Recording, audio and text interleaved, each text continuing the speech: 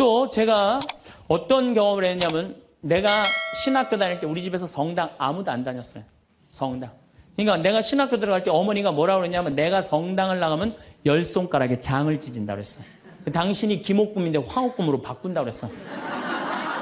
근데 어머니 정말로 어머니 마음을 돌릴 수가 없더라고요. 그래서 내가 맨날 부모를 위한 기도 맨날 바쳤어. 신학교 때. 1학년 때도 효과가 없고 2학년 1학기 됐는데 어머니가 세례를 받은 거예요. 너무 신기해. 꿈에 교황님이 왔다는 거예요. 요한바울 2세 교황님이 와갖고 이 집이 신부가 날 집인데 네가 고집을 피면 어떻게 하느냐. 그래서 성당 나가기 싫었는데 어쩔 수 없이 나간 거예요. 내 팔자가 신부 팔자인 줄 알고. 그러니까 우리 어머니가 보통 분은 아니에요. 꿈의 상대에도 교황님 아니면 상대를 안 하니까. 그런데도 그때도 네가 성당 나가라 했더니 내가 안 다녔다는 거예요. 그러니까 완고하셨어요. 근데 자꾸 어머니한테 이상한 일이 벌어지는 거. 어떤 일이 벌어지느냐 하면은 2학년 1학기가 끝나고 어머니가 세례를 받았는데 그 우리 2층 집에 중풍 걸린 형제가 하나 있었어요. 이분이 평생 절에 다니던 분이에요. 경기도 사회복지국장까지 하던 분인데 한 15년인가 누워 있었어요. 근데 죽기 일주일 전에 3일 전에 부인한테 여보 수녀님 좀 데리고 오라고. 그래서 부인이 그랬대. 당신이 무슨 수녀님이냐고. 당신은 평생 절에 다녔으니까 스님을 모시고 와야 된다고. 아니라고. 아래층 신학생이 다니는 성당에 수녀님을 모시고 오라고. 도대체 왜 그러냐고 그러니까 비행기가 한 대 우리 집에 왔는데 나 데리고 갈 비행기라고. 그래갖고 탔더니 신부님하고 수녀님이 꽉 차 있더래. 그리고 의자가 딱 하나 비었는데 수녀님 여기가 당신 자리라고. 그래갖고 이분이 세례를 받은 거예요. 대세 받고 성체 영하고 싶다 그래갖고 이건 성체까지 다 영해주고 그러고 돌아가신 거예요. 그러니까 그냥 굳이 부인이 남편이 그러고 세상을 떠났는데 그냥 성당 다니면서 우리 어머니한테 데모해달라. 우리 어머니는 견진도 안 받고 데모한 거 얼떨결해. 데모해달라고 데모해 준 거죠. 어머니 입장에서 좀 이상한 거지. 근데 내가 학부 4학년이 됐는데 내가 하도 난리를 쳐갖고 우리 동네 세례를 많이 받았어요. 신학교 들어간 난리를 쳐갖고 한 30m 떨어진 집이 내가 학부 3학년 때 세례를 받았는데 아들이 교통사고로 죽은 거야. 다음에는 딸이 교통사고로 또 죽은 거야. 오토바이 쳐서. 이거 안 된다. 굿하자. 그래갖고 이제 굿을 하는 거야. 굿을 막 하는데 이 굿이라는 게 진호기 굿이에요. 죽은 영혼을 위로하는 굿을 진호기 굿이라고 그래. 처음에 억울하고 분한 영혼을 위로한다고 춤을 춰요. 막 춤을 추다가 그 영혼하고 접신을 해요. 그래갖고 그 영혼이 미처 해주지 못한 말을 전해주는 걸 공수라고 그래. 공수. 막 공수를 하는 거야. 딸 목소리를 내갖고 엄마 아빠 너무 슬퍼하지 마라. 오빠는 천당에 갔고 나도 천당으로 가고 있는 중이야. 그러니까 너무 슬퍼하지 마라. 그리고 엄마 나 오토바이 쳐갖고 구치소에 가는 사람 합의봐줘. 우리가 이렇게 좋은 데 가는데 뭐 이렇게 나쁘게 할 게 뭐 있어. 그리고 엄마 아빠는 나중에 우리 만나려면 성당에 열심히 다니라고. 그냥 무당이 그냥 혼수 상태에서 성당 열심히 다니라고 막 얘기를 하는 거야. 그러니까 그 굿이 끝나고 난 다음에 우리 집에 온 거예요. 우리가 이런 일이 있었다고. 어머니는 그때까지도 완고했어요. 그저 나한테 맨날 넣으라고 그랬어요. 근데 이제 그걸 경험하고 난 다음에는 어머니가 그러는 거예요. 용어가 바뀌었어요. 학사님 그런 일이 있었다고. 그래갖고 내가 어머니 꼭 붙잡고 어머니 나하고 갈 데가 있다. 어딜 가냐? 부엌에 좀 가자. 부엌에 왜 가냐고. 저 가스불 켜놓고 10손가락에 장 지져야 될 거 아니냐. 우리가 이 세상을 살면서 내 마음 안에 천사하고 악마가 동거를 하는데 신앙생활을 하는 이유는 천사가 승리하기 위해서 내 마음 안에 천사가 승리하기 위해서 신앙생활을 하는 거예요. 우리 인간은 나약하기 때문에 언제든지 악의 유혹에 넘어갑니다. 그러니까 예수님이 맨 마지막 주의 기도 바칠 때 악에서 구하소서 그러죠? 네, 우리가 악에서 오죽하면 예수님 맨 마지막에 그 기도를 했겠어요. 이 세상에 살아가면서 악의 유혹에 넘어가지 않을 사람은 한 사람도 없어. 매일 우리는 그 유혹에 넘어가요. 그 유혹을 물리칠 수 있는 능력이 바로 신앙생활이에요. 우리가 돌도로 빵이 되라고 그러는 거나 돌머리도로 서울대학 들어가라는 거나 다 뭐다? 욕심이다. 욕심이다. 욕심만 버리면은 우리 인간은 인생을 참 행복하게 살 수 있다. 예수님 말처럼 말씀이 가득 차 있으면은요, 인생이요, 조금 넉넉하지 않아도요, 즐거울 수 있어요. 미국의 제일 행복한, 우리나라도 마찬가지지만 제일 행복한 직업이 1위가 성직자예요. 성직자. 말씀이 있기 때문에 제일 행복한 말씀이 있기 때문에. 그래서 여러분들도 말씀이 내 마음 안에서 살아 움직일 수 있도록 깨어 기도해라. 그 아주 중요한 거예요. 원주 비행장이 있어요. 그래갖고 비행장이 있어서 재밌어요. 원주 비행장이 있어서 그 이글스라고 그 비행 전투단이 있는데 여기서 연습해. 우리 여기 평창 하늘에서 처음에 막 태극기 그릴 때 보면 막 엉망으로 그려요. 그 다음에 뭐 하트도 막 찌그러져서 그리고 한 2달 연습하면은 아주 잘 그려져요. 그래서 그 비행장이 있다. 신경 쓰지 마세요. 나한테 절을 하면 어떻게 한다? 권세와 영광을 주겠다. 우리가 악마의 유혹에 빠져서 나 잘난 척, 교만하느냐고 다른 사람 무시하고 주님을 섬겨야 되는데 주님도 안 섬기고 세상에 나만 섬기라고 나만 잘났다고 우리 유혹에 많이 빠진다. 그것도 안 되니까 이번에는 악마가 예수님을 예루살렘 성전 꼭대기에 데리고 올라가서 당신이 하느님의 아들이거든 뛰어내려 보시오. 시험하는 거예요. 여기 계신 분들 중에서도 주위에서 그런 소리 많이 들으실 거예요. 너 성당 나가는데 왜 너만 그 꼴로 살아? 다른 사람 성당 안 나가도 잘 먹고 잘 사는데 넌 성당 나갔는데 왜 그렇게 하느님이 있다면 네가 그렇게 고통스럽겠니? 주위에서 그렇게 악마들이 와갖고 얘기 많이 해요 안 해요? 많이 해요. 그때 흔들리는 거예요.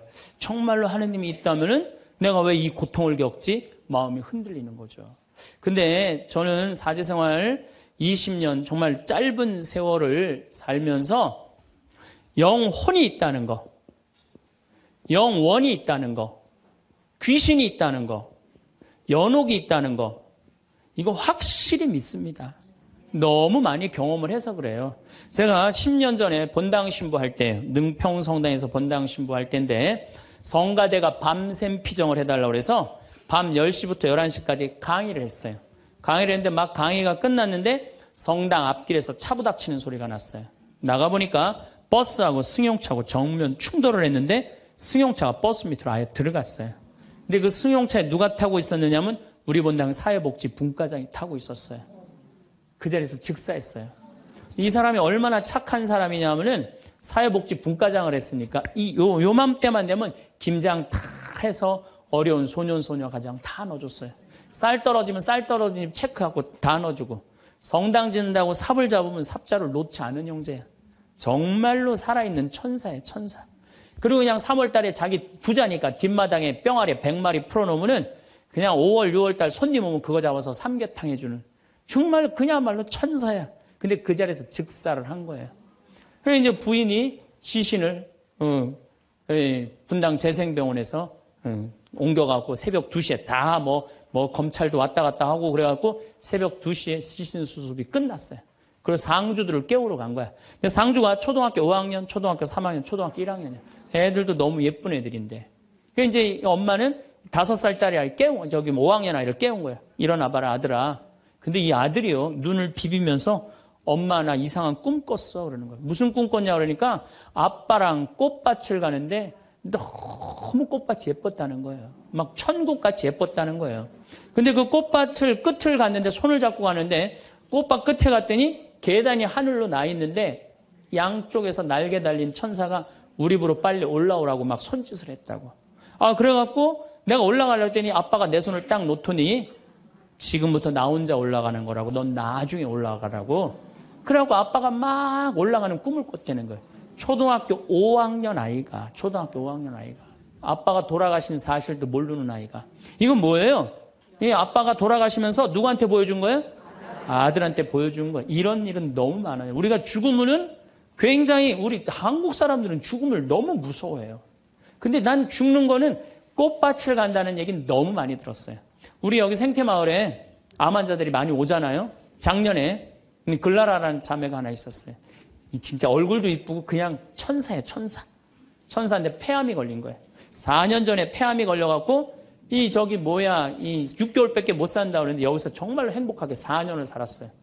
근데 그냥 남편도 천사, 그냥 아들은 또 서울신학교 다니고 있어요, 지금도. 그 둘째 아들도 천사, 막내딸도 남편 말할 것도 없고. 그런데 하여튼 4년을 살다가 뇌까지 전이가 된 거예요. 근데 나는 우리 집에 암 환자들한테 그런 얘기를 해요. 죽는 거 무서워하지 말아라. 그리고 왜 미리 땡겨서 걱정하냐. 3개월 후, 6개월 후에 죽을 거 지금 걱정하냐. 오늘 즐겁게 살자. 그러다 보니까 4년, 5년 살았으면 많이 사는 거죠. 6개월밖에 못 산다고 그랬는데. 그리고 내가 항상 그랬어요. 죽으면 행복한 대로 가는 거다.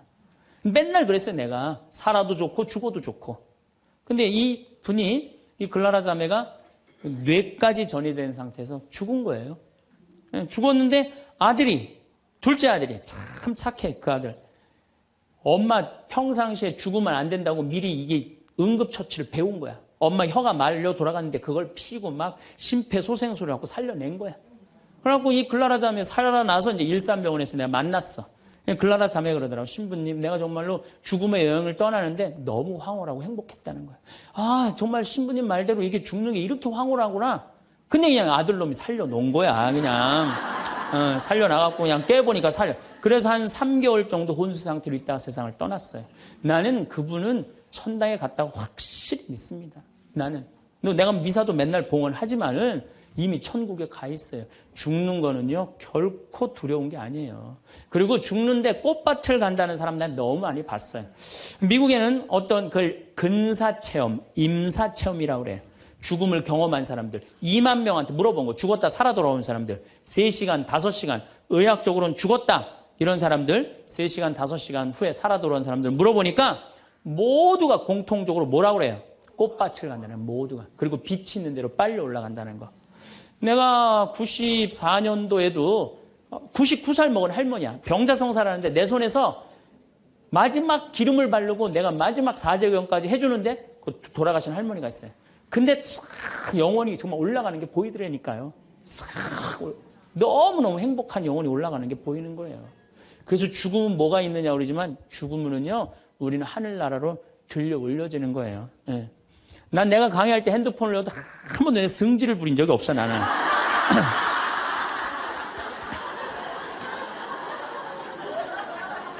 예. 하늘로 싹 불러 올라가는 거예요. 그래서 티베트에는 사자의 서라는 책이 있어요.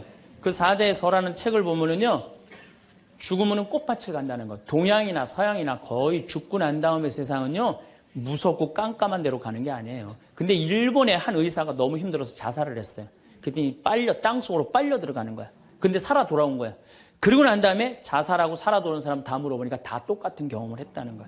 그래서 돌아다니면서 뭐라 그래요? 자살하지 말라고. 죽어서 좋은 데 가려고 그러면은 자살하지 말라고. 그리고 강의하고 다니는 교수도 있어요. 그냥 죽고 난 다음에 세계가 너무 많은 거예요. 우리 죽고 난 다음에 뭐가 있냐고 그러지만 실질적으로 죽고 난 다음에는 하늘나라가 펼쳐지는 거예요. 그리고 여러분들 하느님 믿었으니까 어떻게 되는 거야? 어디로 가? 하늘나라로 가는 거죠. 여러분들은 그런 믿음과 확신이 있어야 돼. 근데 우리 천주교 교우들은요, 하늘나라에 대한 희망 별로 없어요. 그저 미사 예물을 보면은 오늘도 내가 예물 보니까 맨 대학 입시, 딸 결혼, 뭐 애 생기게 해주고 땅 팔리게 해주고 뭐 월세 나가게 해주고 전세나. 그건 미사 예물이 아니에요. 미사는 예수님의 십자가상의 제사를 통해서 우리가 구원의 업적을 쌓는 거예요. 구원의 공로를 나누어 받는 거예요. 그러니까 미사를 드릴 때 내 영혼이 구원받기를 간절하게 예물을 내야 돼. 근데 자기 이름을 쓰고 자기의 구원을 위해서 미사예물 내는 사람 한 사람도 없어요. 다 자식, 남편, 부모를 위해서야지 자기를 위해서는 안 낸다 이거예요. 내가 언젠가 방송에도 얘기했지만은 성 안셀모 성인이 살아서 자기를 위하여 드리는 미사 한 대는 죽어서 드리는 위령 미사 1000대보다 낫다고 그래. 근데 여러분들은 자기를 위해서 한 번도 안 드리는 거 아니에요. 내가 구원받기를. 여러분들 비오 신부님 1918년서부터 1968년까지 50년 동안 오상 받은 비오 신부님 아시죠? 그 비오 신부님 매일 피를 3분의 1컵을 쏟았어요. 의사 3명이서 평생을 감염이 될까 치유가 될까 옆에 붙어 있었는데 아무 소용이 없었어요. 이 비오 신부님은 처음에 너무 고통스러워서 이거 붕대 감고 다녔어. 다른 사람 표시도 안 내려고. 근데 어쩔 수 없이 당신이 표시로 나오는 수밖에 없었죠. 이분은 미사를 보통 2시간, 3시간 드렸어요. 하고 온 많은 사람들이 이분 덕에 성화가 많이 됐죠. 근데 이분이 뭐라고 그래요? 미사야말로 가장 아름다운 구원의 제사라고 그랬어요. 미사를 가장 귀하게 여긴 현대 성인이에요. 그러니까 여러분들 미사처럼 좋은 게 없는 거예요. 그 미사 시간 예수님의 십자가상의 제사를 통해서 내 구원의 은혜를 받는 거야. 근데 우리는 죽고 난 다음에 생각 거의 안 해요. 그냥 살아서 디립다 받고 싶은 거지, 그냥. 살아서. 이것도 내가 뭐 욕심에 욕심. 하늘나라에 대한 희망을 가져야죠. 어쨌든 또 더 재미난 거. 이것도 내가 방송에서 얘기한 건데 15년 전에 평택 비전동 본당 신부할 때 1월 첫 주에 엄마, 아빠, 딸 4명이 눈이 빨개져 갖고 왔어요. 자기네들 성당 다니고 싶다는 거예요. 원래 성당 안 다니는데. 왜 성당 다니려고 그러느냐? 그랬더니 아버지가 살아생전에 하느님이 있긴 뭐가 있느냐? 그 니네들이 예수쟁이들이 니네들 돈 뺏어 먹으려고 천당, 지옥 겁주는 거다. 죽으면 끝이다. 평생 그랬대요. 하느님을 믿느니 뭘 믿는다? 내 주먹을 믿는다. 맨날 그랬대요. 근데 이 할아버지가 12월 20일 날 돌아가신 거야. 돌아가셨는데 저승길이 있는 거야. 미치는 거지. 죽었는데 아무것도 없는 줄 알았는데 저승길이 있으니 얼마나 미치겠어요. 그래갖고 저승사자들한테 매달렸대요. 난 돌아가야 된다고. 그래갖고 아버지를 하관을 땅에다 묻는데 관을 두들기더래요. 뚜껑을 열어보니까 이건 진짜 내가 경험한 거예요. 뚜껑을 열어보니까 아버지가 살아 돌아온 거예요. 그러면서 저승 얘기를 해준 거예요. 저승길이 있더라. 너희들 정말로 하느님을 믿어라. 그리고 일주일을 살고 돌아가신 거예요, 할아버지. 그러고 난 다음에 이제 1월 초에 나와갖고 눈이 빨개갖고 성당 나오겠다고. 저는 그런 경험을 너무너무 많이 해요. 그런 경험을. 저만 그런 게 아니에요. 여러분들도 인생 살아오면서 하느님의 손길이 다 있었어요. 순간순간 다 있으셨죠? 근데 왜 까먹어요? 기도하지 않아서 까먹는 거예요. 끊임없이 기도하고 끊임없이 감사하고 내가 기쁘게 살지 않고 욕심 펴서요. 그 하느님의 모든 사랑과 은혜를 다 까먹고 사는 거예요. 어쨌든 이거는 내 개인적인 뭐 신앙 체험이라면 내가 공적인 얘기를 좀 할게요. 이제 오늘 이제 성모님 얘기를 좀 해야 될 것 같아요. 성모님이 세계 곳곳에서 지금 발현을 하세요. 그 중에 아주 공식적인 발현 3가지만 말씀을 드릴게요. 1531년 멕시코 과달루페에 성모님이 발현을 하세요. 1531년 12월 9일 날 발현하세요. 근데 이 12월 9일이 동방교회는 아예 처음부터 원죄 없이 잉태되신 축일이야. 우리는 나중에 지냈는데 동방교회는 처음부터 원죄 없이 잉태되신 성모님 축일이 12월 9일이에요. 그래갖고 이날 이제 이 57살 먹은 요한 디에고라는 인디언이 있었어요. 당시에 1517년, 18년에 스페인 사람들이 멕시코를 점령해요. 그러니까 10년, 15년도 안 된 거예요. 그래갖고 이 사람은 세례를 받았어. 요한 디에고라는 사람은 세례를 받았는데 부인도 죽고 자식도 없는 사람이야. 오로지 그냥 3시간 걸어서 비사참내 다니는 사람이야. 토요일 날 이제 성당을 간다고 갔는데 테페악이라는 언덕에 딱 올라섰는데 기가 막히 아름다운 음악이 들리고 코를 찌르는 기가 막힌 향내가 나는 거야. 가보니까 너무 아름다운 부인이 서 있는 거야. 성모님. 성모님이 딱 나타나갖고 요한 디에고 나는 탄식하는 이들의 위로의 어머니고 도움을 청하는 이의 어머니다. 나의 사랑을 하느님의 구원을 온 세상에 전하기 위해서 이 언덕에 성당을 지라고 주마라가 주교한테 가서 얘기를 해라. 당시에 스페인 일대 주교가 와 있었어요. 주교한테 가서 얘기를 하라는 거야. 요한 디에고는 성모님을 너무 명명백백하게 봤기 때문에 의심하지 않고 주교관을 쫓아가요. 근데 이게 멕시코 사람이야. 완전히 까만 인디안이야. 그런데 주교관에 딱 갔더니 입구에서부터 못 들어오게 막는 거예요. 문지기들이 어딜 들어오느냐고. 난 꼭 가야 된다고. 나 좀 들여다 보내달라고. 그래갖고 그냥 문지기들이 왔다 갔다 했는데 주교님이 뭐냐 그러니까 주교님 만나러 왔다고 들여보내라고. 그랬더니 요한 디에고가 내가 성모님을 만났는데 성모님께서 주교님한테 그 테페악이라는 산에다가 성당을 지나라고 전해주라고 그랬다고. 여러분들이 지금 남산을 가는데 남산 꼭대기 가는데 성모님이 딱 나타났어요. 너무 아름다운 모습으로. 마리아, 데레사 이렇게 합시다. 데레사, 너 우리 추기경님한테 가갖고 이 나의 사랑을 온 세상에 대한민국에 전하기 위해서 남산 꼭대기에 성당을 지라고 가서 전해라. 분명히 성모님을 봤어요. 그래갖고 여러분들이 이제 명동에 가갖고 추기경님한테 내가 성모님을 만났는데 남산 꼭대기에다 성당을 지라고 그랬다고. 그럼 추기경님 잘 알겠습니다. 그리고 짓겠습니다. 그럴 것 같아요? 명동에 가면 약간 정신 나간 여자 3명 있어요. 4번째 등극하는 거 4번째.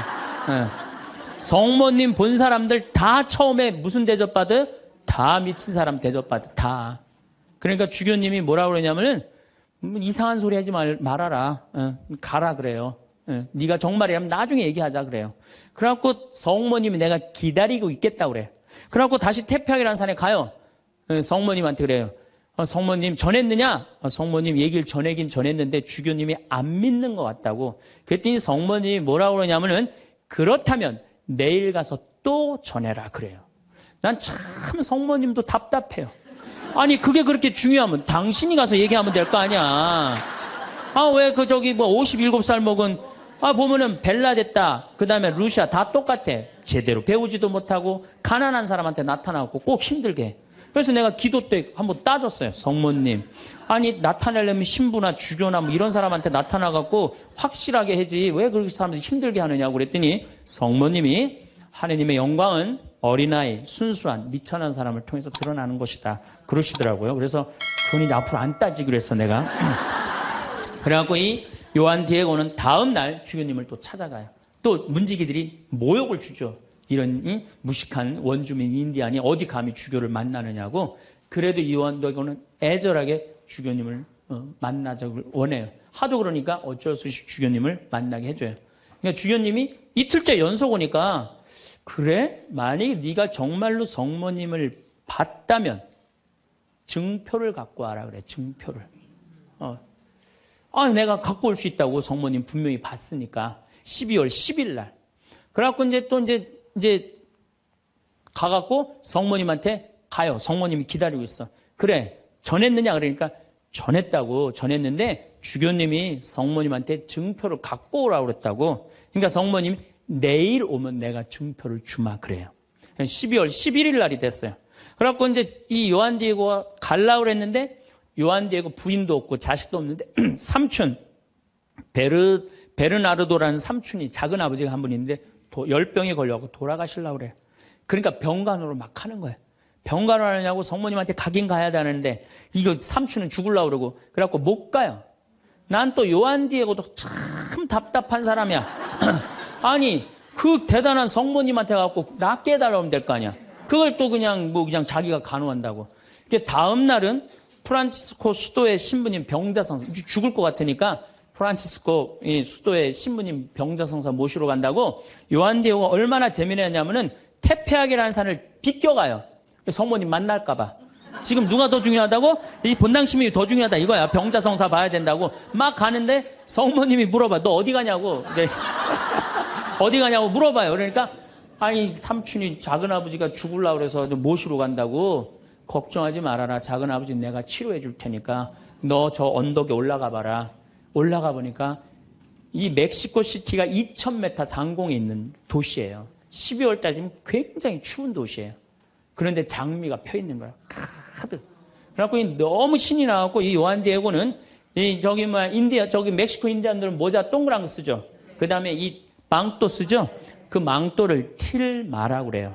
이 틸마는 뭘로 엮느냐면 선인장에서 뽑아갖고 섬유를 뽑아갖고 이 아주 거친 섬유질로 돼 있는 그 망토예요. 그 망토에다 선인장을 따요. 막 따갖고 막 너무 흥분해갖고. 그러니까 성모님이 그걸 보더니 웃으면서 가지런히 놔줘요. 내가 가지런히 놔주마. 가지런히 놔줘갖고 등에다 져요. 등에다 져갖고 너무 신이 나갖고 주교관에 가요. 주교관에 가갖고 이제 가려고 그랬더니 막 향이 나고 그러니까 문지기들이 이게 뭐냐 그러니까 이 줘라 그러니까 안 된다고. 이거 주교님한테 갖다 줘야 된다고. 그래갖고 그 주교님 앞에 가갖고 증표 갖고 왔다고 장미를 딱 떨어뜨리는데 이 주교님은 장미에는 전혀 관심이 없는 거야. 그 틸마에 갑자기 무릎을 꿇더니 눈물을 흘리면서 키스를 하는 거야. 아니 그 틸마가 얼마나 더럽고 지저분하겠어요. 왜 그러나 우리가 틸마를 내려봤더니 자기가 본 성모님이 그 틸마에 새겨져 있는 거야. 그대로. 그런데 이 새겨져 있는 색깔 자체가 이건 도저히 1500년대에 만들 수 없는 색깔이야. 너무 예쁜 거 성모님이. 너무 예쁘고 너무 곱고 옷 색깔도 너무 화려하고. 그러니까 과학자들이 계속 연구를 해봤어요. 과연 1500년대에 저 물감을 만들 수 있을까? 그 과학자들이 결론은 못 만든다. 그래갖고 그냥 이 소송당에 이제 주교님 소송당에 걸어놓고 성당을 진 거죠. 그리고 12월 10일 날 같은 날 성모님은 베르나르도라는 삼촌한테 나타나서 다 치유를 해줘요. 그리고 네 조카가 이런 기적을 발현을 봤다. 다시 한번 확증을 해주죠. 그 바람에 7년 사이에 인디언들이 멕시코, 스페인 사람들이 무서워서 나와서 세례를 안 받거든요. 세례를 안 받다가 800만 명이 7년 만에 다 세례를 받아요. 나는 유럽 교회는 사도들이 전교를 했다면 아메리카는 성모님이 난 전교했다고 믿어요. 성모님이.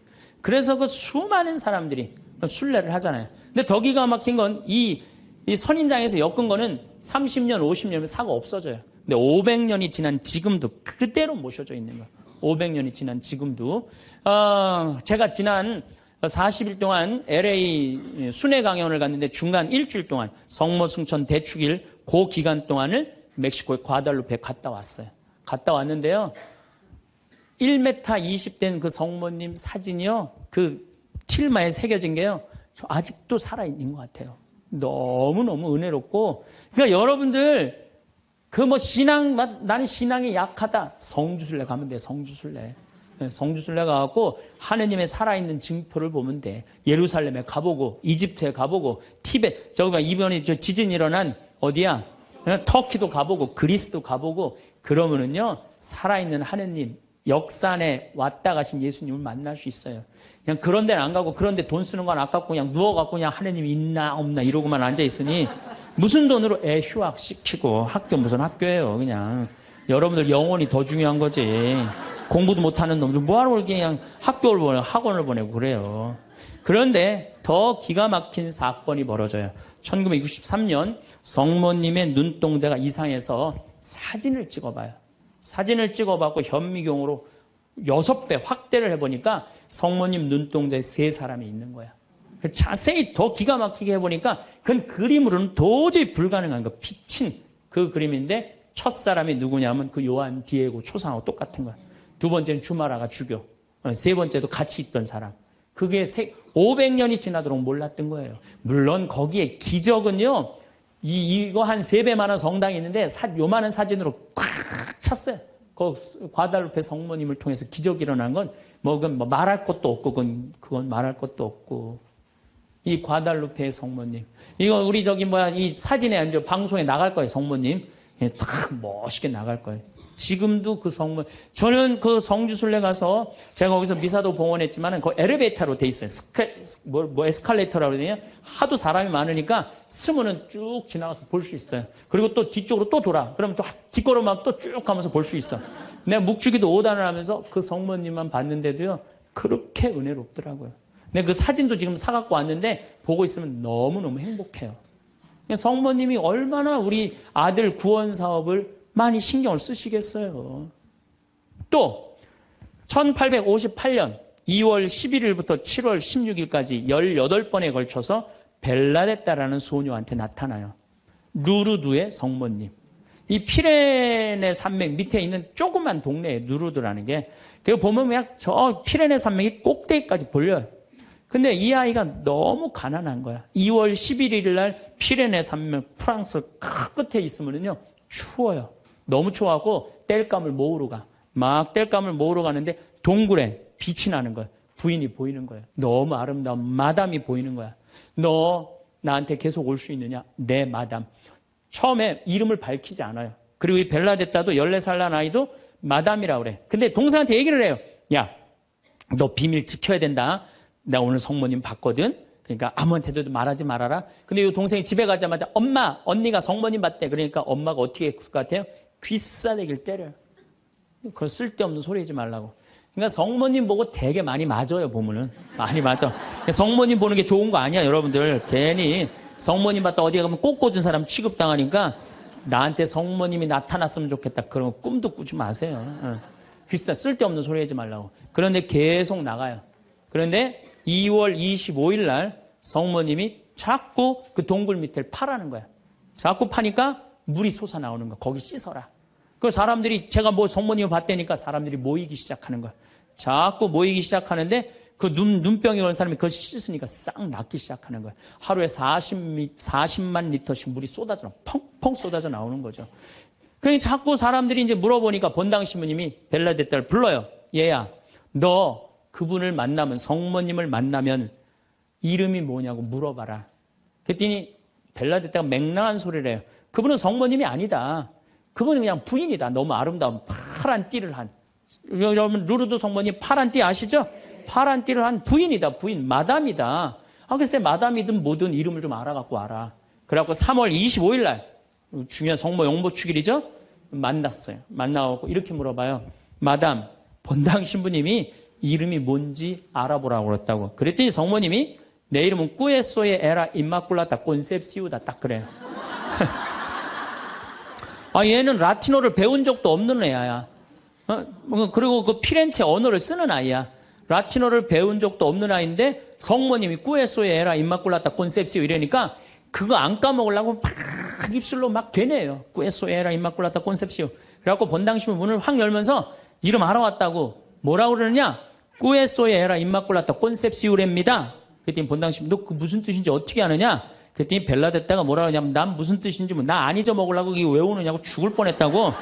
정말로 그래요. 정말로. 너무 힘들었다고. 그래갖고 본당 신부한테 얘기를 했는데 깜짝 놀라는 거 본당 신부가.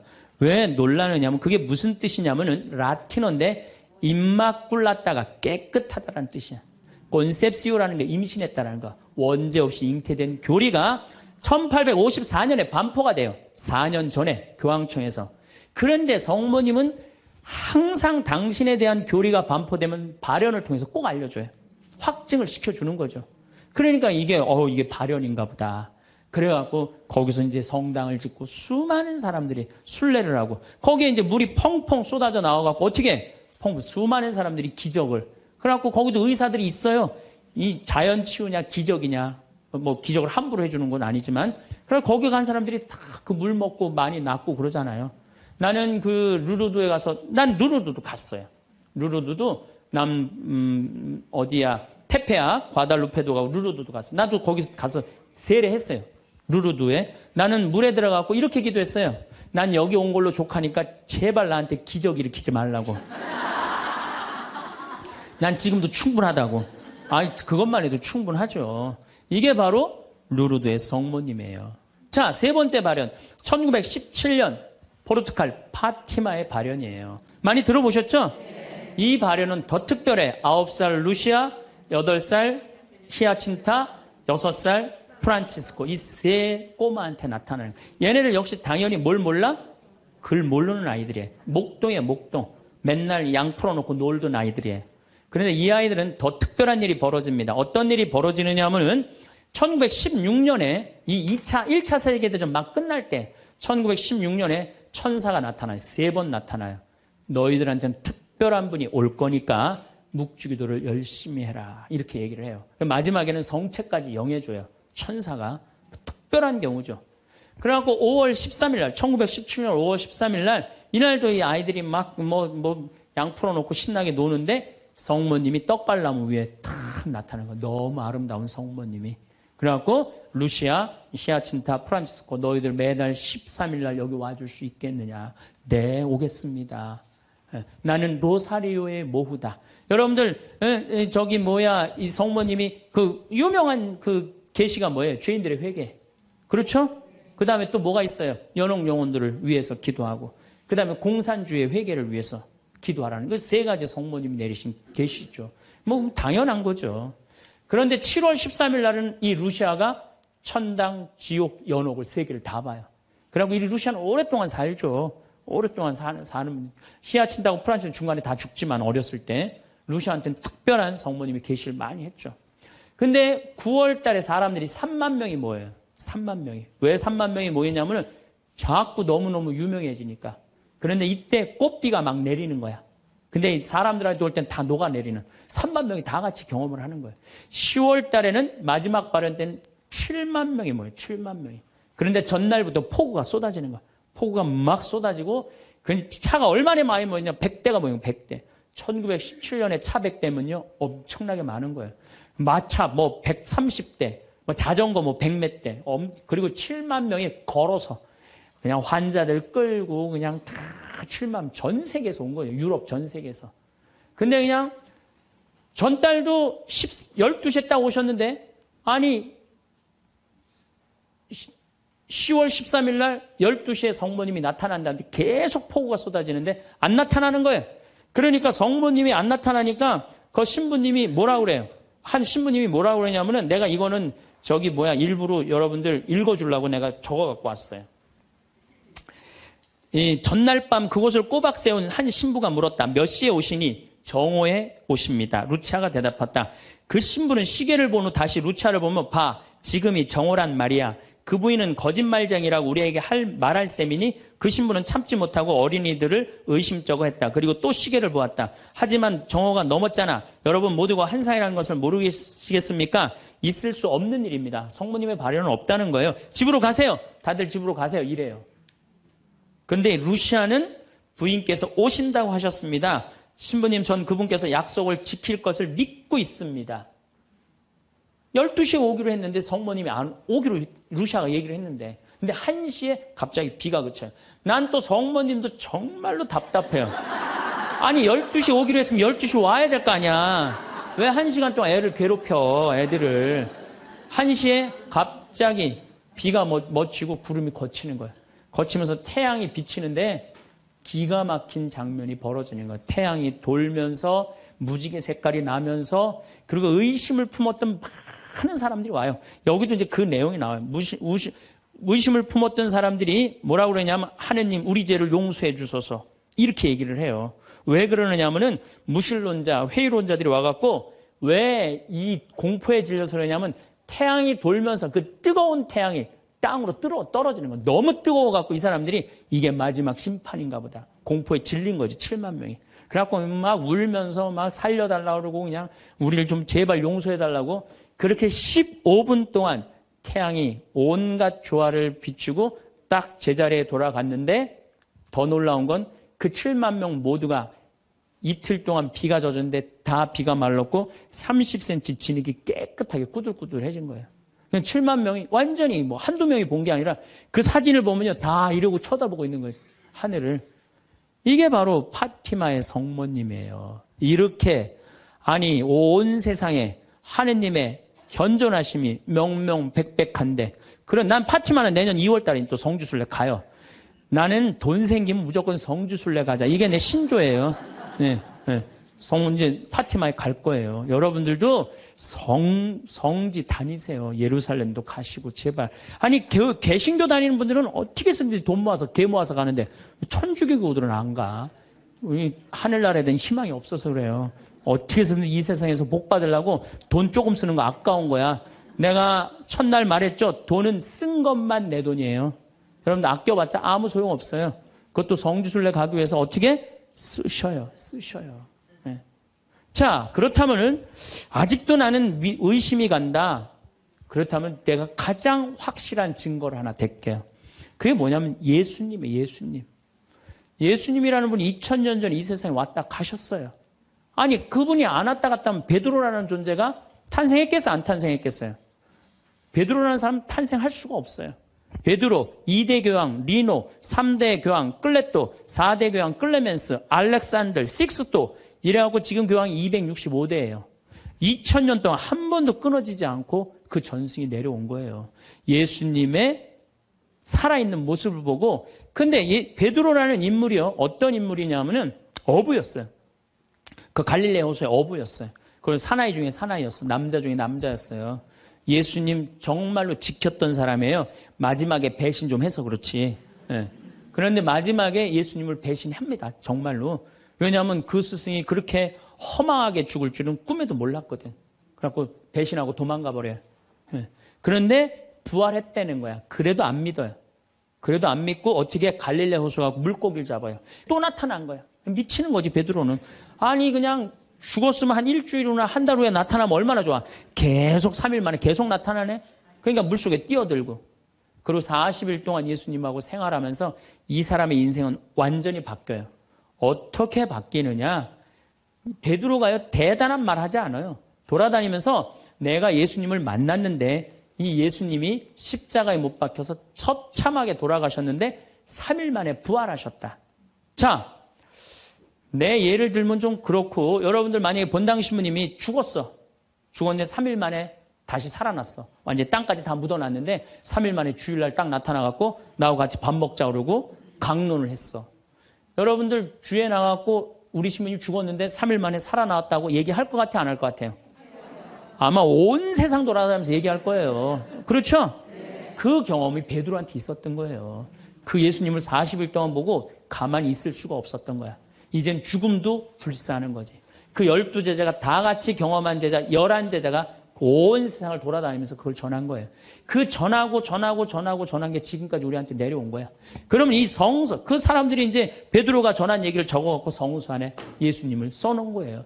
우리가 성서에 예수님이 한 말씀은 살아 움직이는 그분의 2000년 전의 현존이야, 현존. 그것만 읽어도 가슴이 아마 미어 터질 것 같아요. 근데 그냥 성서도 안 읽고 성지순례도 안 읽고 그냥 맨날 천장에 누워갖고 예수님 있는 거야 없는 거 이러고 의심을 하고 앉아있으니 이게 얼마나 한심한 유혹에 얼마든지 빠질 수 있어요. 자, 그랬더니 이제 여러분들 이제 오늘 이제 신앙심이 생겼어. 좀 생겼어요? 네. 그래, 맞아. 생겼어. 이제 하느님은 확실히 계신 거야. 성모님도 있고 예수님도 있고 오늘은 굳건한 마음으로 믿음으로 돌아갔어. 오늘 잘 때요. 악마가 와서 뭐라고 그럴 것 같아요. 야, 그거 신부님, 그거 개인적인 얘기지. 그걸 아니야. 있긴 뭐가 있어. 없어. 계속 끊임없이 유혹받아요. 그렇다면 우리가 이 유혹에 안 빠지려면은 어떻게 해야 되느냐? 유혹에 안 빠지려면은요. 끊임없이 기도해야 돼. 그렇죠? 그 다음에 항상 기뻐해야 돼. 신앙인의 기본은 뭐예요? 항상 기쁜 거예요. 기쁜 사람은요, 유혹에 안 빠져요. 왜? 이 기쁜 사람은요, 욕심이 없어요. 어떤 사람이 유혹에 많이 빠지면 욕심이 많은 사람이 유혹에 빠져요. 예, 그래갖고 그냥 늘 미움, 분노 이런 사람들이 유혹에 빠지는 거. 더 가지려고 그러는 사람. 욕심이 없는 사람은 항상 기쁠 수 있어. 그 다음에 끊임없이 기도하는 사람. 매일 미사 참여 다니고 묵주기도 열심히 하고 이런 분들 또 피정 열심히 따라다니고 이게 끊임없이 기도하는 거. 이런 사람 유혹에 안 빠져요. 그 다음에 어떤 사람이 유혹에 안 빠지냐면 어떤 처지에서든 감사하는 사람. 이 사람들 유혹에 안 빠져요. 내가 나이 50이 넘었다면 이제는 인생관을 바꿔야 한다. 인생 전반전과는 다른 삶을 살아야 한다. 매달리지 말고 애쓰지 말고 주변을 정리해야 한다. 그동안 너무 남을 의식하고 휘둘리며 살았다면 이제는 그러지 않아도 된다. 특히나 그것이 가족이었다 해도 말이다. 다른 사람에게 매달리지 않아야 남은 인생을 더 풍요롭게 살아갈 수 있다. 그래서 미움받을 용기가 생겼을 때 비로소 행복해질 용기가 생겼다고 하는 것일까? 오늘은 쇼펜하우어의 인생론을 통해 나이 들수록 주변을 정리하고 온전한 나로서 행복해지는 법에 대해 들어보자. 인간은 배신하는 존재다. 타인에게 지나치게 관대하지 마라. 안 좋았던 관계를 회복하려고 굳이 노력해봤자 좋을 게 없다. 똑똑한 사람은 용서를 하지만 현명한 사람은 무시를 한다. 가족에게도 다 맞춰줄 필요 없다. 맞춰주면 당연한 줄 안다. 사람은 혼자일 때야 비로소 온전한 자신이 된다. 내 상황이 힘들어지면 친했던 사람들도 다 주위를 떠나기 마련이다. 고독을 사랑하는 사람만이 진정한 자기 자신이 될 수 있는 법이다. 착하고 순수하게 사는 게 좋다고? 상처받고 인간관계가 다 끊겨봐야 알겠는가? 친구란 건 한순간에 사라지는 것이고 나 자신밖에 없다는 것을. 사람을 대할 때 처음에는 일부러 친절하고 계산 없이 대하는 것도 나쁘지 않다. 하지만 상대방이 만약 선을 넘으려고 하는 기색을 주면 그땐 인연을 끊어버리는 것이 좋다. 이렇게 하면 새로운 사람을 사귀기 어렵다고. 쇼펜하우어에 따르면 인간은 태생부터 고독한 존재이고 모든 고통과 번뇌의 원인이 타인과의 관계에서 오는 거라고 한다. 타인에게 지나치게 관대하거나 친절하게 대해봤자 상대방은 선을 넘기기 일수다. 주변 사람한테 잘해주기만 하면 고마움을 느끼지 못한다. 원래 친절한 사람이니 이 정도는 괜찮다고 생각하기 마련이다. 그리고 계속 호의를 요구하면서 호의가 권리가 된다. 타인을 도와주고 싶다면 도와줬을 때 고마워하는 사람만 도와줘라. 인간은 항상 위를 보고 살아가는 게 문제다. 언제나 위만 바라보게 되면 사람은 불행해지기 쉽다. 위보다는 아래를 봐라. 지나치게 행복해 보이는 사람은 겉으로만 행복해 보이는 경우가 많다. 실제로는 불행을 숨기고 사는 사람이 더 많으니 의심해 봐야 한다. 이해관계가 달라지면 사람은 배신하고 가면을 쓰는 법이다. 그러면 어떻게 인간관계를 맺어야 할까? 쇼펜하우어는 친절함이 친절함으로 돌아오는 사람과 연을 이어나가라 이야기했다. 무조건적인 친절이 어리석다기보다는 고마움에 베풀고 보답할 줄 아는 사람과 가까이 해야 한다. 싸울 때는 중립을 지키는 게 좋다. 말도 가급적 아껴라. 세상은 넓은데 반의 사람은 무섭다. 드러내지 말고 벙어리가 되는 편이 좋다. 나이 들어 돌이켜보면 착한 사람으로 인정받기 위해 노력하며 사는 게 큰 가치가 없다. 인간은 본래 이기적이고 남는 건 친구나 지인이 아니라 가족뿐이다. 사람은 무슨 일을 겪든지 자신에게 이득이 되지 않으면 멋대로 행동한다. 10년지기 친구라고 해서 다를 바 없다. 인간은 자기에게 이득이 되지 않으면 언제든 배신하는 존재다. 인간은 너그럽고 친절하게 대하기만 하면 버릇이 없어진다. 마치 어린아이와 비슷하다. 사람을 대할 때 친절하거나 관대하게 대하지 마라. 특히나 천박한 성격을 가지고 있는 사람을 조심해야 한다. 천박한 사람들은 자기와 본성이 다른 사람을 보면 시기질투하고 끌어내리려 한다. 인간관계를 맺을 때는 적당히 유지할 정도만 잘해줘라. 가까운 관계가 아닌 이상 굳이 지나치게 친절할 필요가 없다. 관계를 적당하게 유지하다 필요하면 인연이 되는 것이고 인맥이란 건 있다가도 없는 것이다. 너무 과한 친절을 베풀지 않는 게 자신에게 좋다. 잘해주다 보면 타인은 그게 당연한 줄 알고 별일 아닌 일에도 화내고 실망하게 된다. 그러면 인간관계를 잘하기 위한 방법은 없을까? 아주 쉬운 방법이 하나 있다. 자기 일을 열심히 하면 위아래로 존중받을 수 있다. 아랫사람은 당신을 따를 것이고 윗사람은 오히려 당신의 눈치를 보게 될 것이다. 자기 일에 충실한다면 함부로 말하거나 대할 수조차 없다. 인간은 고슴도치와도 같다. 고슴도치에 돋쳐있는 가시처럼 타인과 너무 가까이 지내면 가시에 찔리게 된다. 상대방에게 너무 많은 것을 기대하지 말고 받으려고 노력하지도 말아라. 어차피 인간은 혼자다. 사람은 홀로 태어나 홀로 죽는다. 타인의 기준에 지나치게 얽매이거나 상대방에게 잘 보이려고 하지 마라. 남 시선을 많이 신경 쓰는 사람은 그들의 노예와도 다름없다. 남들이 안아주기를 바라지 말고 남들이 알아주는 것을 초월해서 살아라. 타인의 시선에 얽매이지 않는 사람만이 진정 행복해질 수 있다. 배신당한 적이 있는가? 배신은 누가 하는가? 대부분은 친하지 않은 사람이 배신을 한다고 생각하지만 실상은 반대다. 가까운 사람이 배신을 하는 경우가 많다. 친한 사람들과 어울리다 보면 이 사람은 배신을 하지 않을 거라고 생각하게 된다.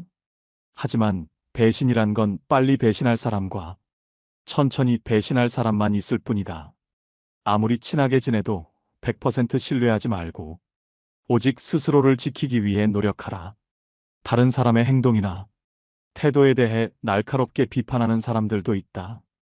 그런 사람들은 대개 자신의 결점은 모르고 남의 행동만 비난하기 십상이다. 설령 그런 이들에게 비판받더라도 노여워하지 말고 실망하지도 않는 게 좋다.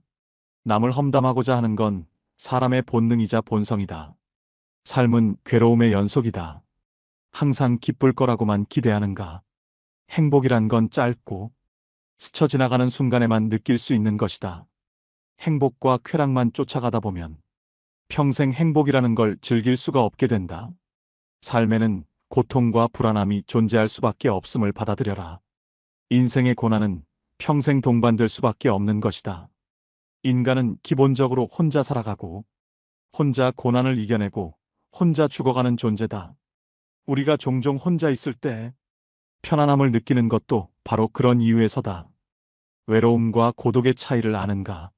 외로움은 혼자 있을 때의 고통을 나타내는 단어인 반면 고독은 혼자 있을 때의 순간이 인간에게 편안하다는 것을 나타내기 위한 단어다. 사람은 다른 사람의 시선을 신경 쓰며 타인처럼 살기 위해 인생의 4분의 3을 잃어버린다. 인간이 왜 사람과 어울리고자 하는 본성이 있는지 아는가? 바로 고독이 두려워서 다른 사람들과 어울리고 싶어 한다. 인간관계를 맺는 행위 자체가 즐거워서가 아니라 고독이 두려워서 사람을 사귄다. 나약한 사람들은 자신의 운명을 한탄하며 고독을 즐기는 법을 모르고 사람들만 사귀러 다닌다. 모든 인간은 고독 속에 태어난다. 그리고 고독 속에서 사교 활동을 하려고 하는 존재다. 그렇다면 고독이란 무엇인가?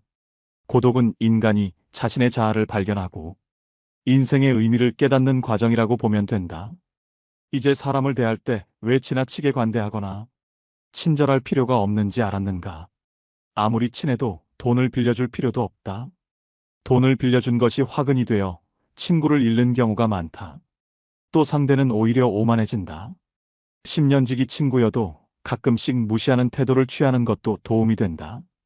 그럼 인간관계를 맺을 때 어떤 자세를 취해야 할까? 상대방이 당신을 필요로 하지 않아도 잘 지낼 수 있도록 내면의 힘을 길러야 한다. 그리고 사람들을 존중하면서도 언행을 조심해라. 어차피 인간의 본성에는 착한 면과 이기적인 면이 동시에 존재한다. 그리고 사람들은 상황이 어려워지면 떠나기 마련이다. 아무리 가까운 사이라도 항상 주변 사람들이 떠날 수 있다는 것을 염두에 두어라. 또 친한 이들을 경계해라. 친한 이들에게 속거나 당하는 경우가 대부분이기 때문이다. 타인의 좋은 면만 보고 신뢰하는 것은 좋지 않다. 타인에 대한 기대치를 낮춰라. 인간은 본래 이기적이기에 그런 이기주의는 타인에 대한 존중심과 배려심을 낮춘다. 외로움을 받아들이고 타인에게 의존하지 마라. 이렇게 힘든 시기를 견뎌내는 것은 어려운 일이다. 하지만 이러한 시기를 통해 우리는 더욱 성장하고 더욱 강인해질 수 있다. 스스로의 강인함을 길러나가면서 우리는 더욱 자신감을 가지게 되고 어려운 상황에서도 극복할 수 있는 힘을 키우게 된다. 당신의 외로움과 공허함을 채울 수 있는 방법은 많다. 가족, 친구, 취미 등 다양한 것들이 있을 것이다. 또한 당신의 인생에서 가장 소중한 것은 무엇인가? 이러한 질문에 답을 생각해보며 당신의 인생에 대한 명확한 목표를 설정해보는 것도 좋은 방법이 될 수 있다. 이를 통해 우리는 당신의 고통과 외로움을 극복할 수 있는 더 나은 방법들을 찾아낼 수 있게 된다. 강한 사람이란 고독과 외로움을 견뎌내는 사람이다. 그러나 우리는 단지 고독과 외로움을 견뎌내는 것만으로는 충분하지 않다. 더욱 중요한 것은 무엇인지 아는가? 우리는 고통과 고독의 의미를 알고 이를 극복하기 위해 노력하는 사람 되어야 한다. 이를 통해 우리는 더욱 강인하고 더욱 자신감을 가지게 되며 어려운 상황에서도 우리의 인내력과 근성을 발휘할 수 있게 된다. 인생이란 하나의 실험실과도 같다. 실험실에서 화학 연구가 이루어지듯 인간은 삶이라는 실험실에서 경험을 통해 배우고 성장한다. 언제나 나에게 없는 것만을 생각하고 이를 갈망하는 것은 인간의 본성 중 하나다. 그러나 이러한 태도가 인생을 더욱 비참하게 만든다. 인생을 즐기기 위해서는 현재의 삶을 즐기는 것이 무엇보다 중요하다. 미래에 대한 불확실성은 인간이 직면하는 가장 어려운 문제 중 하나이다.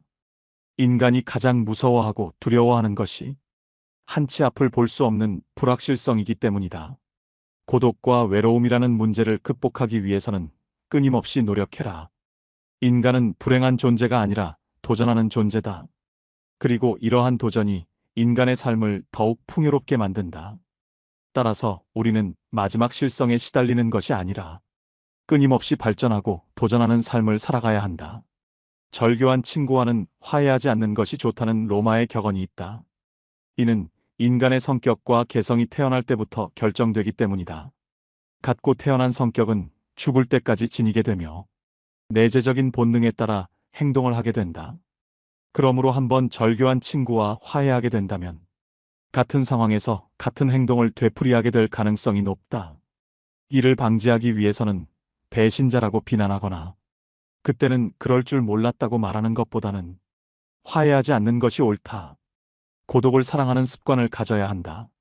다른 사람들과 다르게 뛰어난 개성을 지닌 사람들은 그러한 성향 때문에 본질적으로 고독에 빠지기 쉽다. 그러나 그들이 가진 이러한 성향은 타고난 것이다. 나이가 들면서 오히려 그것이 자유롭고 편안한 기분을 갖게 된다.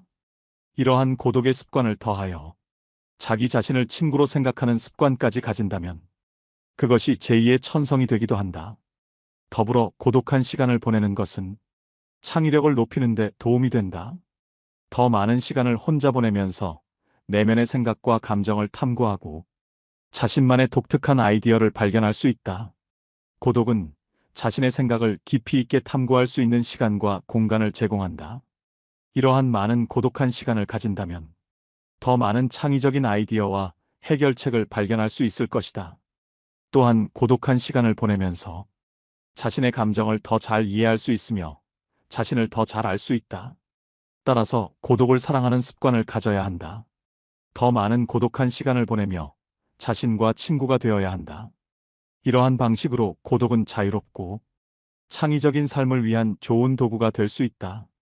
당연히 젊은 시절에는 고독을 사랑하는 습관을 가질 수 있는 것이 쉽지 않다.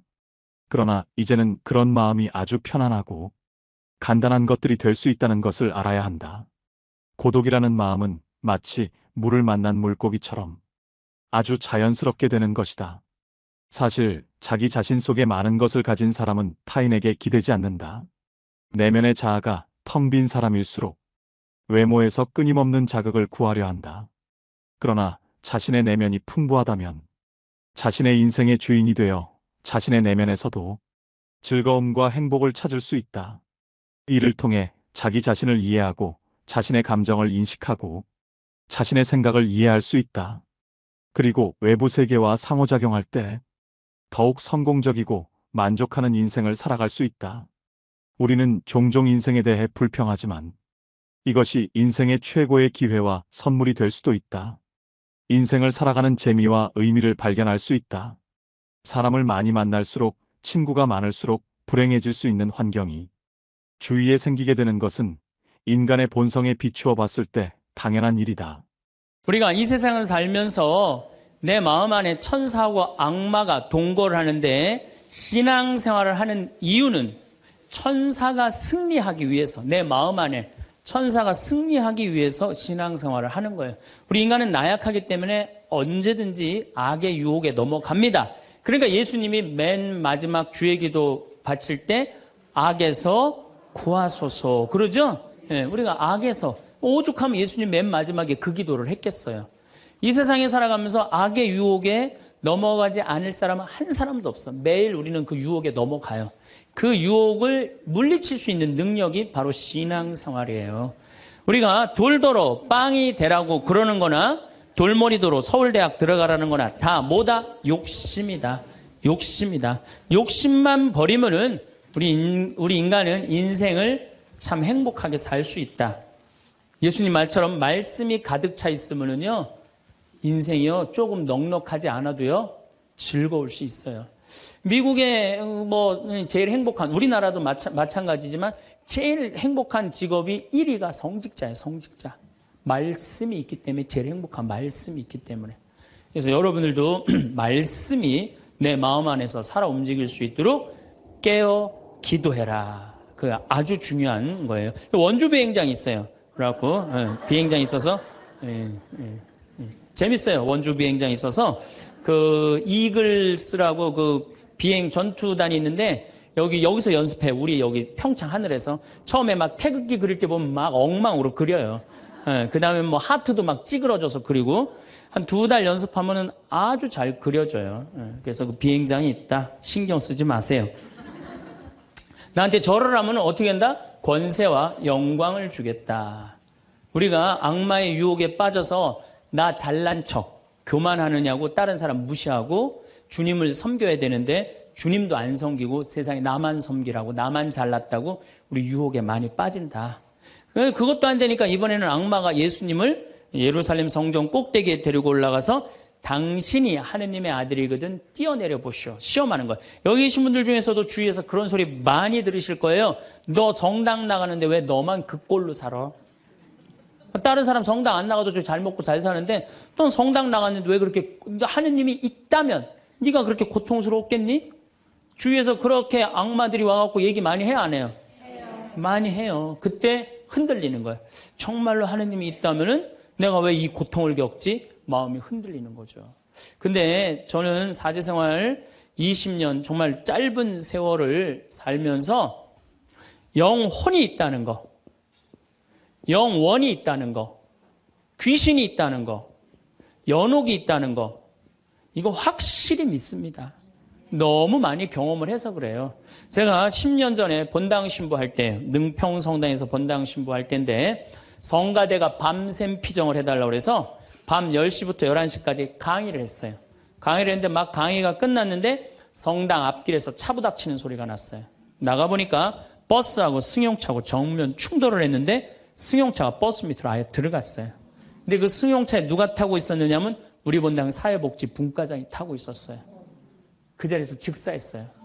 이 사람이 얼마나 착한 사람이냐면은 사회복지 분과장을 했으니까 요맘때만 되면 김장 다 해서 어려운 소년 소녀 가정 다 넣어줬어요. 쌀 떨어지면 쌀 떨어진 집 체크하고 다 넣어주고, 성당 짓는다고 삽을 잡으면 삽자를 놓지 않은 형제야. 정말로 살아있는 천사예요, 천사. 그리고 그냥 3월 달에 자기 부자니까 뒷마당에 뿅아리 100마리 풀어놓으면은 그냥 5월, 6월 달 손님 오면 그거 잡아서 삼계탕 해주는, 정말 그야말로 천사야. 근데 그 자리에서 즉사를 한 거예요. 그래서 이제 부인이 시신을 분당 재생병원에서 옮겨갖고 새벽 2시에 다 뭐 검찰도 왔다 갔다 하고 그래갖고 새벽 2시에 시신 수습이 끝났어요.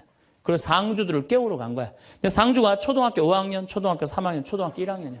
애들도 너무 예쁜 애들인데. 그래서 이제 엄마는 5살짜리 아이 5학년 아이를 깨운 거야. 일어나봐라, 아들아. 근데 이 아들이요, 눈을 비비면서 엄마 나 이상한 꿈 꿨어 그러는 거야. 무슨 꿈 꿨냐 그러니까 아빠랑 꽃밭을 가는데 너무 꽃밭이 예뻤다는 거예요. 막 천국같이 예뻤다는 거예요. 근데 그 꽃밭을 끝을 갔는데 손을 잡고 가는데 꽃밭 끝에 갔더니 계단이 하늘로 나 있는데 양쪽에서 날개 달린 천사가 우리 집으로 빨리 올라오라고 막 손짓을 했다고. 그래갖고 내가 올라가려고 했더니 아빠가 내 손을 딱 놓더니 지금부터 나 혼자 올라가는 거라고, 넌 나중에 올라가라고. 그래갖고 아빠가 막 올라가는 꿈을 꿨다는 거예요. 초등학교 5학년 아이가, 아빠가 돌아가신 사실도 모르는 아이가. 이건 뭐예요? 이 아빠가 돌아가시면서 누구한테 보여준 거예요? 아들한테 보여준 거예요. 이런 일은 너무 많아요. 우리가 죽으면은 굉장히, 우리 한국 사람들은 죽음을 너무 무서워해요. 근데 난 죽는 거는 꽃밭을 간다는 얘기는 너무 많이 들었어요. 우리 여기 생태마을에 암 환자들이 많이 오잖아요. 작년에 글라라라는 자매가 하나 있었어요. 이 진짜 얼굴도 이쁘고 그냥 천사예요, 천사. 천사인데 폐암이 걸린 거예요. 4년 전에 폐암이 걸려갖고 이 6개월밖에 못 산다 그러는데 여기서 정말로 행복하게 4년을 살았어요. 근데 그냥 남편도 천사, 그냥 아들은 또 서울신학교 다니고 있어요, 지금도. 그 둘째 아들도 천사, 막내딸도 남편 말할 것도 없고. 그런데 하여튼 4년을 살다가 뇌까지 전이가 된 거예요. 근데 나는 우리 집에 암 환자들한테 그런 얘기를 해요. 죽는 거 무서워하지 말아라. 그리고 왜 미리 땡겨서 걱정하냐. 3개월 후, 6개월 후에 죽을 거야 지금 걱정하냐. 오늘 즐겁게 살자. 그러다 보니까 4년, 5년 살았으면 많이 사는 거죠. 6개월밖에 못 산다고 그랬는데. 그리고 내가 항상 그랬어요. 죽으면 행복한 대로 가는 거다. 맨날 그랬어요, 내가. 살아도 좋고 죽어도 좋고. 근데 이 분이, 이 글라라 자매가 뇌까지 전이 된 상태에서 죽은 거예요.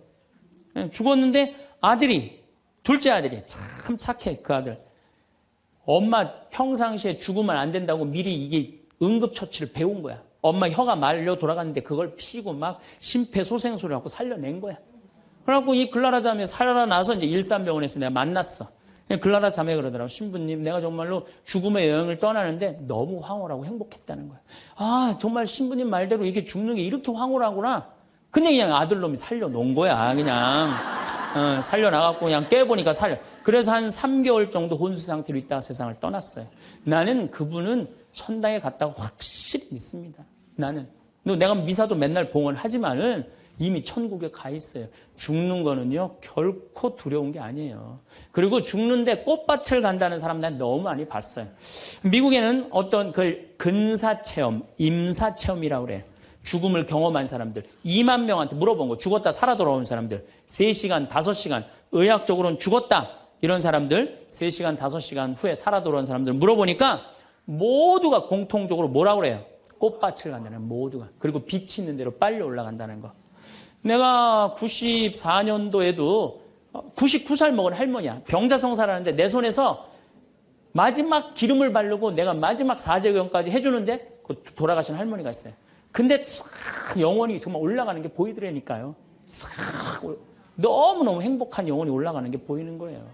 그래서 죽음은 뭐가 있느냐 그러지만 죽음은요 우리는 하늘나라로 들려 올려지는 거예요. 예. 난 내가 강의할 때 핸드폰을 넣어도 한 번도 내 승질을 부린 적이 없어 나는.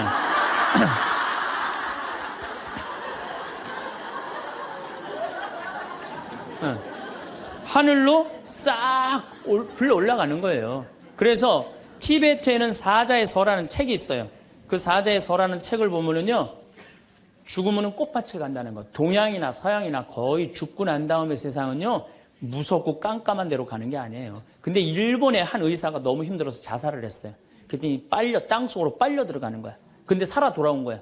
그리고 난 다음에 자살하고 살아 돌아온 사람 다 물어보니까 다 똑같은 경험을 했다는 거야. 그래서 돌아다니면서 뭐라 그래요? 자살하지 말라고. 죽어서 좋은 데 가려고 그러면은 자살하지 말라고. 그리고 강의하고 다니는 교수도 있어요.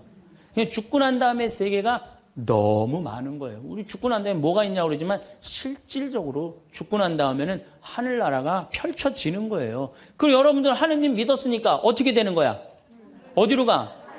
하늘나라로 가는 거죠. 여러분들은 그런 믿음과 확신이 있어야 돼. 근데 우리 천주교 교우들은요, 하늘나라에 대한 희망 별로 없어요. 그저 미사 예물을 보면은 오늘도 내가 예물 보니까 맨 대학 입시, 딸 결혼, 뭐 애 생기게 해주고 땅 팔리게 해주고 뭐 월세 나가게 해주고 전세나 그건 미사 예물이 아니에요. 미사는 예수님의 십자가상의 제사를 통해서 우리가 구원의 업적을 쌓는 거예요.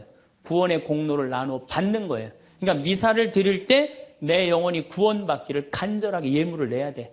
근데 자기 이름을 쓰고 자기의 구원을 위해서 미사 예물 내는 사람 한 사람도 없어요.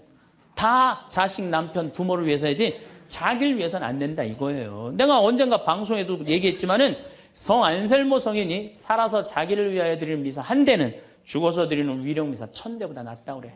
근데 여러분들은 자기를 위해서 한 번도 안 드리는 거 아니에요. 내가 구원받기를. 여러분들 비오신부님 1918년서부터 1968년까지 50년 동안 오상받은 비오신부님 아시죠? 그 비오신부님 매일 피를 3분의 1컵을 쏟았어요. 의사 3명이서 평생을 감염이 될까 치유가 될까 옆에 붙어 있었는데 아무 소용이 없었어요. 이 비오신부님은 처음에 너무 고통스러워서 이거 붕대 감고 다녔어. 다른 사람 표시도 안 내려고. 근데 어쩔 수 없이 당신이 표시로 나오는 수밖에 없었죠. 이분은 미사를 보통 2시간, 3시간 드렸어요. 하고 온 많은 사람들이 이분 덕에 성화가 많이 됐죠. 근데 이분이 뭐라고 그래요? 미사야말로 가장 아름다운 구원의 제사라고 그랬어요. 미사를 가장 귀하게 여긴 현대 성인이에요. 그러니까 여러분들 미사처럼 좋은 게 없는 거예요. 그 미사 시간 예수님의 십자가상의 제사를 통해서 내 구원의 은혜를 받는 거야. 근데 우리는 죽고 난 다음에 생각 거의 안 해요. 그냥 살아서 디립다 받고 싶은 거지 그냥 살아서. 이것도 내가 뭐 욕심에 욕심. 하늘나라에 대한 희망을 가져야죠. 어쨌든 또 더 재미난 거 이것도 내가 방송에서 얘기한 건데 15년 전에 평택 비전동 본당 신부할 때 1월 첫 주에 엄마 아빠 딸 4명이 눈이 빨개져 갖고 왔어요. 자기네들 성당 다니고 싶다는 거예요. 원래 성당 안 다니는데 왜 성당 다니려고 그러느냐 그랬더니 아버지가 살아생전에 하느님이 있긴 뭐가 있느냐 그 니네들이 예수쟁이들이 니네들 돈 뺏어 먹으려고 천당 지옥 겁주는 거다. 죽으면 끝이다. 평생 그랬대요. 하느님을 믿느니 뭘 믿는다? 내 주먹을 믿는다. 맨날 그랬대요. 근데 이 할아버지가 12월 20일 날 돌아가신 거야. 돌아가셨는데 저승길이 있는 거야. 미치는 거지. 죽었는데 아무것도 없는 줄 알았는데 저승길이 있으니 얼마나 미치겠어요. 그래갖고 저승사자들한테 매달렸대요. 난 돌아가야 된다고. 그래갖고 아버지를 하관을 땅에다 묻는데 관을 두들기더래요. 뚜껑을 열어보니까 이건 진짜 내가 경험한 거예요. 뚜껑을 열어보니까 아버지가 살아 돌아온 거예요. 그러면서 저승 얘기를 해준 거예요. 저승길이 있더라. 너희들 정말로 하느님을 믿어라. 그리고 일주일을 살고 돌아가신 거예요, 할아버지. 그러고 난 다음에 이제 1월 초에 나와갖고 눈이 빨개갖고 성당 나오겠다고. 저는 그런 경험을 너무너무 많이 해요. 그런 경험을. 저만 그런 게 아니에요. 여러분들도 인생 살아오면서 하느님의 손길이 다 있었어요. 순간순간 다 있으셨죠? 근데 왜 까먹어요? 기도하지 않아서 까먹는 거예요. 끊임없이 기도하고 끊임없이 감사하고 내가 기쁘게 살지 않고 욕심 펴서요. 그 하느님의 모든 사랑과 은혜를 다 까먹고 사는 거예요. 어쨌든 이거는 내 개인적인 뭐 신앙 체험이라면 내가 공적인 얘기를 좀 할게요. 이제 오늘 이제 성모님 얘기를 좀 해야 될 것 같아. 성모님이 세계 곳곳에서 지금 발현을 하세요. 그 중에 아주 공식적인 발현 3가지만 말씀을 드릴게요. 1531년 멕시코 과달루페에 성모님이 발현을 하세요. 1531년 12월 9일 날 발현하세요. 근데 이 12월 9일이 동방교회는 아예 처음부터 원죄 없이 잉태되신 축일이야. 우리는 나중에 지냈는데 동방교회는 처음부터 원죄 없이 잉태되신 성모님 축일이 12월 9일이에요. 그래갖고 이날 이제 이 57살 먹은 요한 디에고라는 인디언이 있었어요. 당시에 1517년, 18년에 스페인 사람들이 멕시코를 점령해요. 그러니까 10년, 15년도 안 된 거예요. 그래갖고 이 사람은 세례를 받았어. 요한 디에고라는 사람은 세례를 받았는데 부인도 죽고 자식도 없는 사람이야. 오로지 그냥 3시간 걸어서 미사참례 다니는 사람이야. 토요일 날 이제 성당을 간다고 갔는데 테페악이라는 언덕에 딱 올라섰는데 기가 막히 아름다운 음악이 들리고 코를 찌르는 기가 막힌 향내가 나는 거야. 가보니까 너무 아름다운 부인이 서 있는 거야. 성모님. 성모님이 딱 나타나갖고 요한 디에고, 나는 탄식하는 이들의 위로의 어머니고 도움을 청하는 이의 어머니다. 나의 사랑을, 하느님의 구원을 온 세상에 전하기 위해서 이 언덕에 성당을 지라고 주마라가 주교한테 가서 얘기를 해라. 당시에 스페인에 1대 주교가 와 있었어요. 주교한테 가서 얘기를 하라는 거야. 요한 디에고는 성모님을 너무 명명백백하게 봤기 때문에 의심하지 않고 주교관을 쫓아가요. 근데 이게 멕시코 사람이야. 완전히 까만 인디안이야. 그런데 주교관에 딱 갔더니 입구에서부터 못 들어오게 막는 거예요. 문지기들이 어딜 들어오느냐고. 아니 난 꼭 가야 된다고. 나 좀 들여다 보내달라고. 그래갖고 그냥 문지기들이 왔다 갔더니 주교님 뭐냐 그러니까 아니 주교님 만나러 왔다고 들여보내라고. 그랬더니 요한 디에고가 내가 성모님을 만났는데 성모님께서 주교님한테 그 테페악이라는 산에다가 성당을 지나라고 전해주라고 그랬다고. 여러분들이 지금 남산을 가는데 남산 꼭대기 가는데 성모님이 딱 나타났어요. 너무 아름다운 모습으로. 마리아, 데레사 이렇게 합시다. 데레사, 너 우리 추기경님한테 가갖고 이 나의 사랑을 온 세상에 대한민국에 전하기 위해서 남산 꼭대기에 성당을 지라고 가서 전해라. 분명히 성모님을 봤어요. 그래갖고 여러분들이 이제 명동에 가갖고 추기경님한테 내가 성모님을 만났는데 남산 꼭대기에다 성당을 지라고 그랬다고. 그럼 추기경님 아유 잘 알겠습니다. 그리고 짓겠습니다. 그럴 것 같아요? 명동에 가면 이 약간 정신 나간 여자 3명 있어요. 4번째 등극하는 거 4번째. 성모님 본 사람들 다 처음에 무슨 대접받아요? 다 미친 사람 대접받아. 다. 그러니까 주교님이 뭐라고 그러냐면은 이상한 소리 하지 말아라. 가라 그래요. 네가 정말이라면 나중에 얘기하자 그래요. 그래갖고 성모님이 내가 기다리고 있겠다고 그래. 그래갖고 다시 테페악이라는 산에 가요. 성모님한테 그래요. 성모님 전했느냐? 성모님 얘기를 전하긴 전했는데 주교님이 안 믿는 것 같다고. 그랬더니 성모님이 뭐라고 그러냐면은 그렇다면 내일 가서 또 전해라 그래요. 난 참 성모님도 답답해요. 아니 그게 그렇게 중요하면 당신이 가서 얘기하면 될 거 아니야.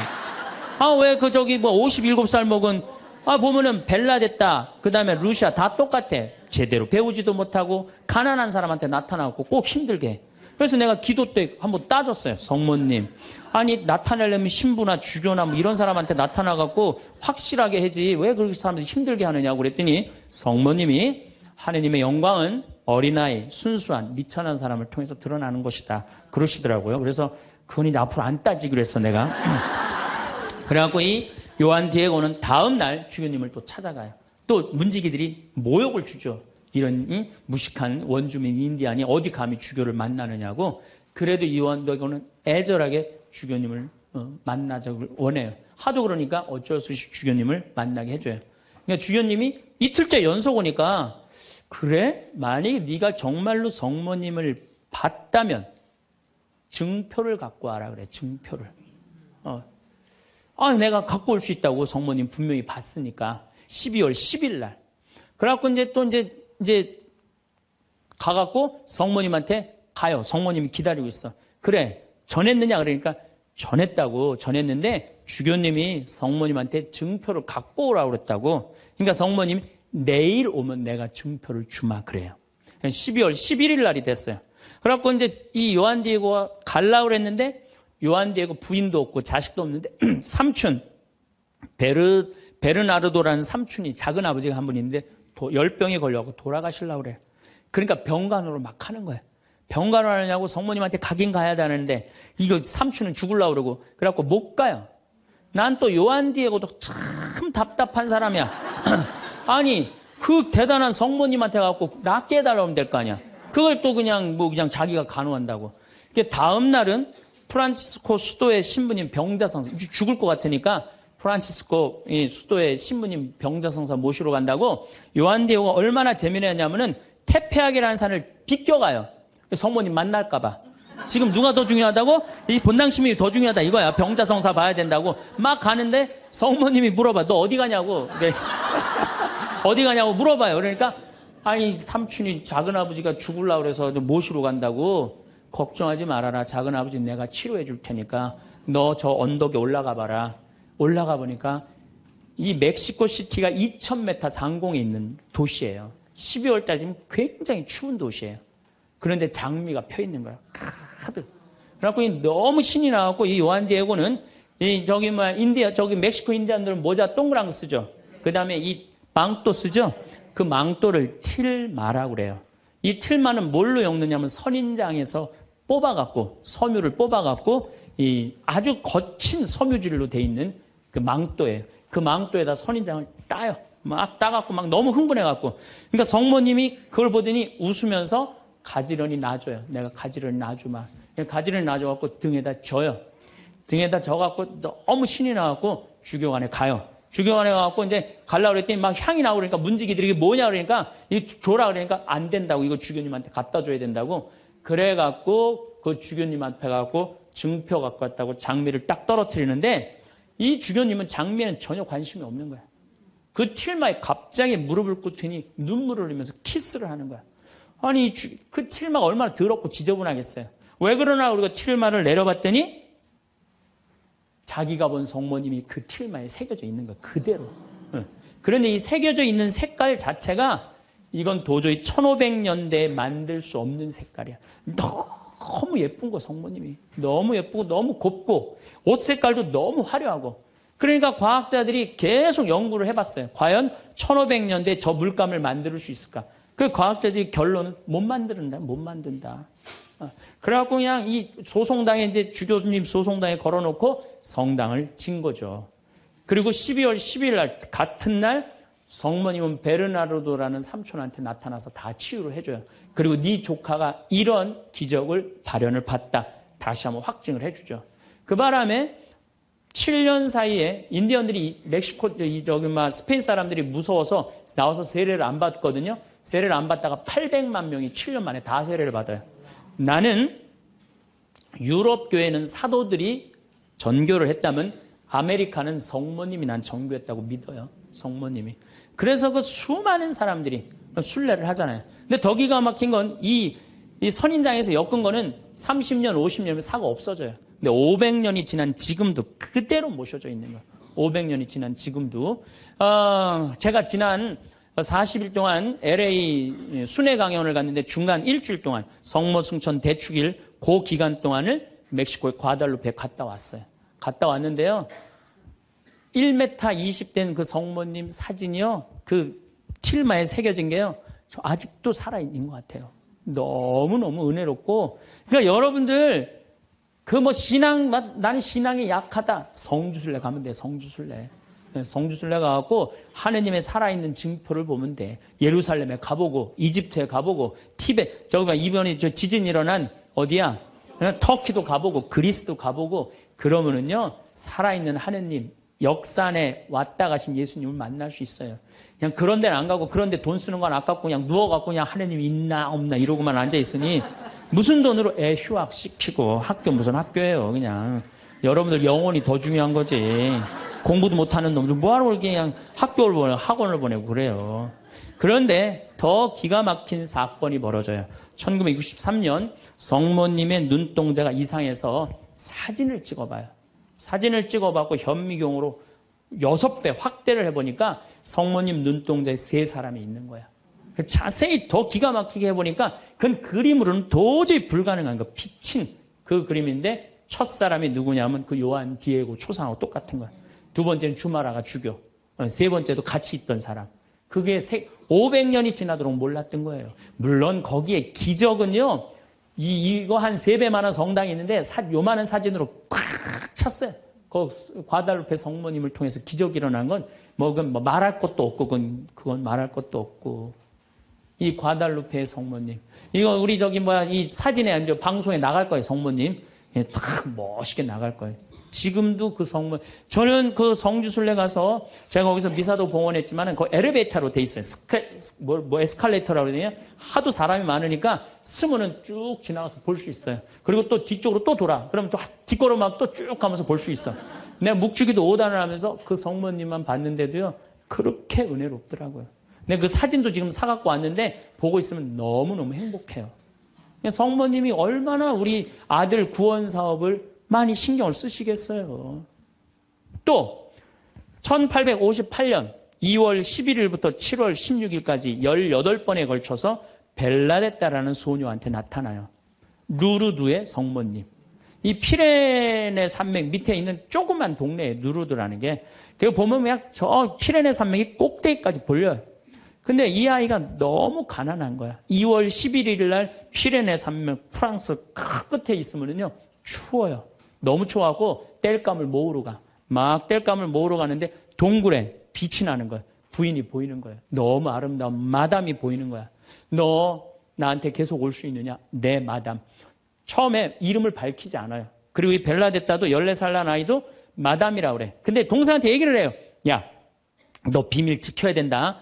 내가 오늘 성모님 봤거든. 그러니까 아무한테도 말하지 말아라. 근데 이 동생이 집에 가자마자 엄마, 언니가 성모님 봤대. 그러니까 엄마가 어떻게 했을 것 같아요? 귀싸대기를 때려요. 그걸 쓸데없는 소리 하지 말라고. 그러니까 성모님 보고 되게 많이 맞아요, 보면은. 많이 맞아. 성모님 보는 게 좋은 거 아니야, 여러분들. 괜히 성모님 봤다 어디 가면 꼭 꽂은 사람 취급당하니까 나한테 성모님이 나타났으면 좋겠다. 그런 거 꿈도 꾸지 마세요. 쓸데없는 소리 하지 말라고. 그런데 계속 나가요. 그런데 2월 25일 날 성모님이 자꾸 그 동굴 밑을 파라는 거야. 자꾸 파니까 물이 솟아나오는 거야. 거기 씻어라. 그 사람들이 제가 뭐 성모님을 봤다니까 사람들이 모이기 시작하는 거야.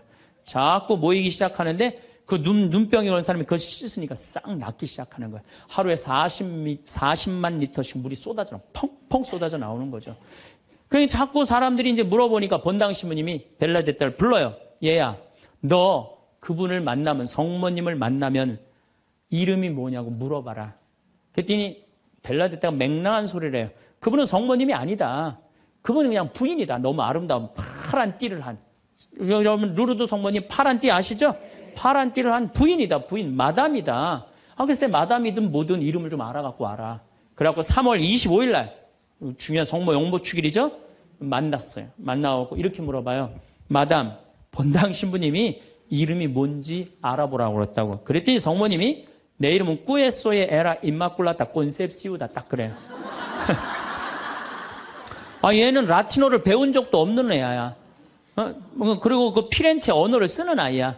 라틴어를 배운 적도 없는 아이인데 성모님이 꾸에소에 에라 임마꿀라타 콘셉시우 이러니까 그거 안 까먹으려고 막 입술로 막 되네요. 꾸에소에 에라 임마꿀라타 콘셉시우.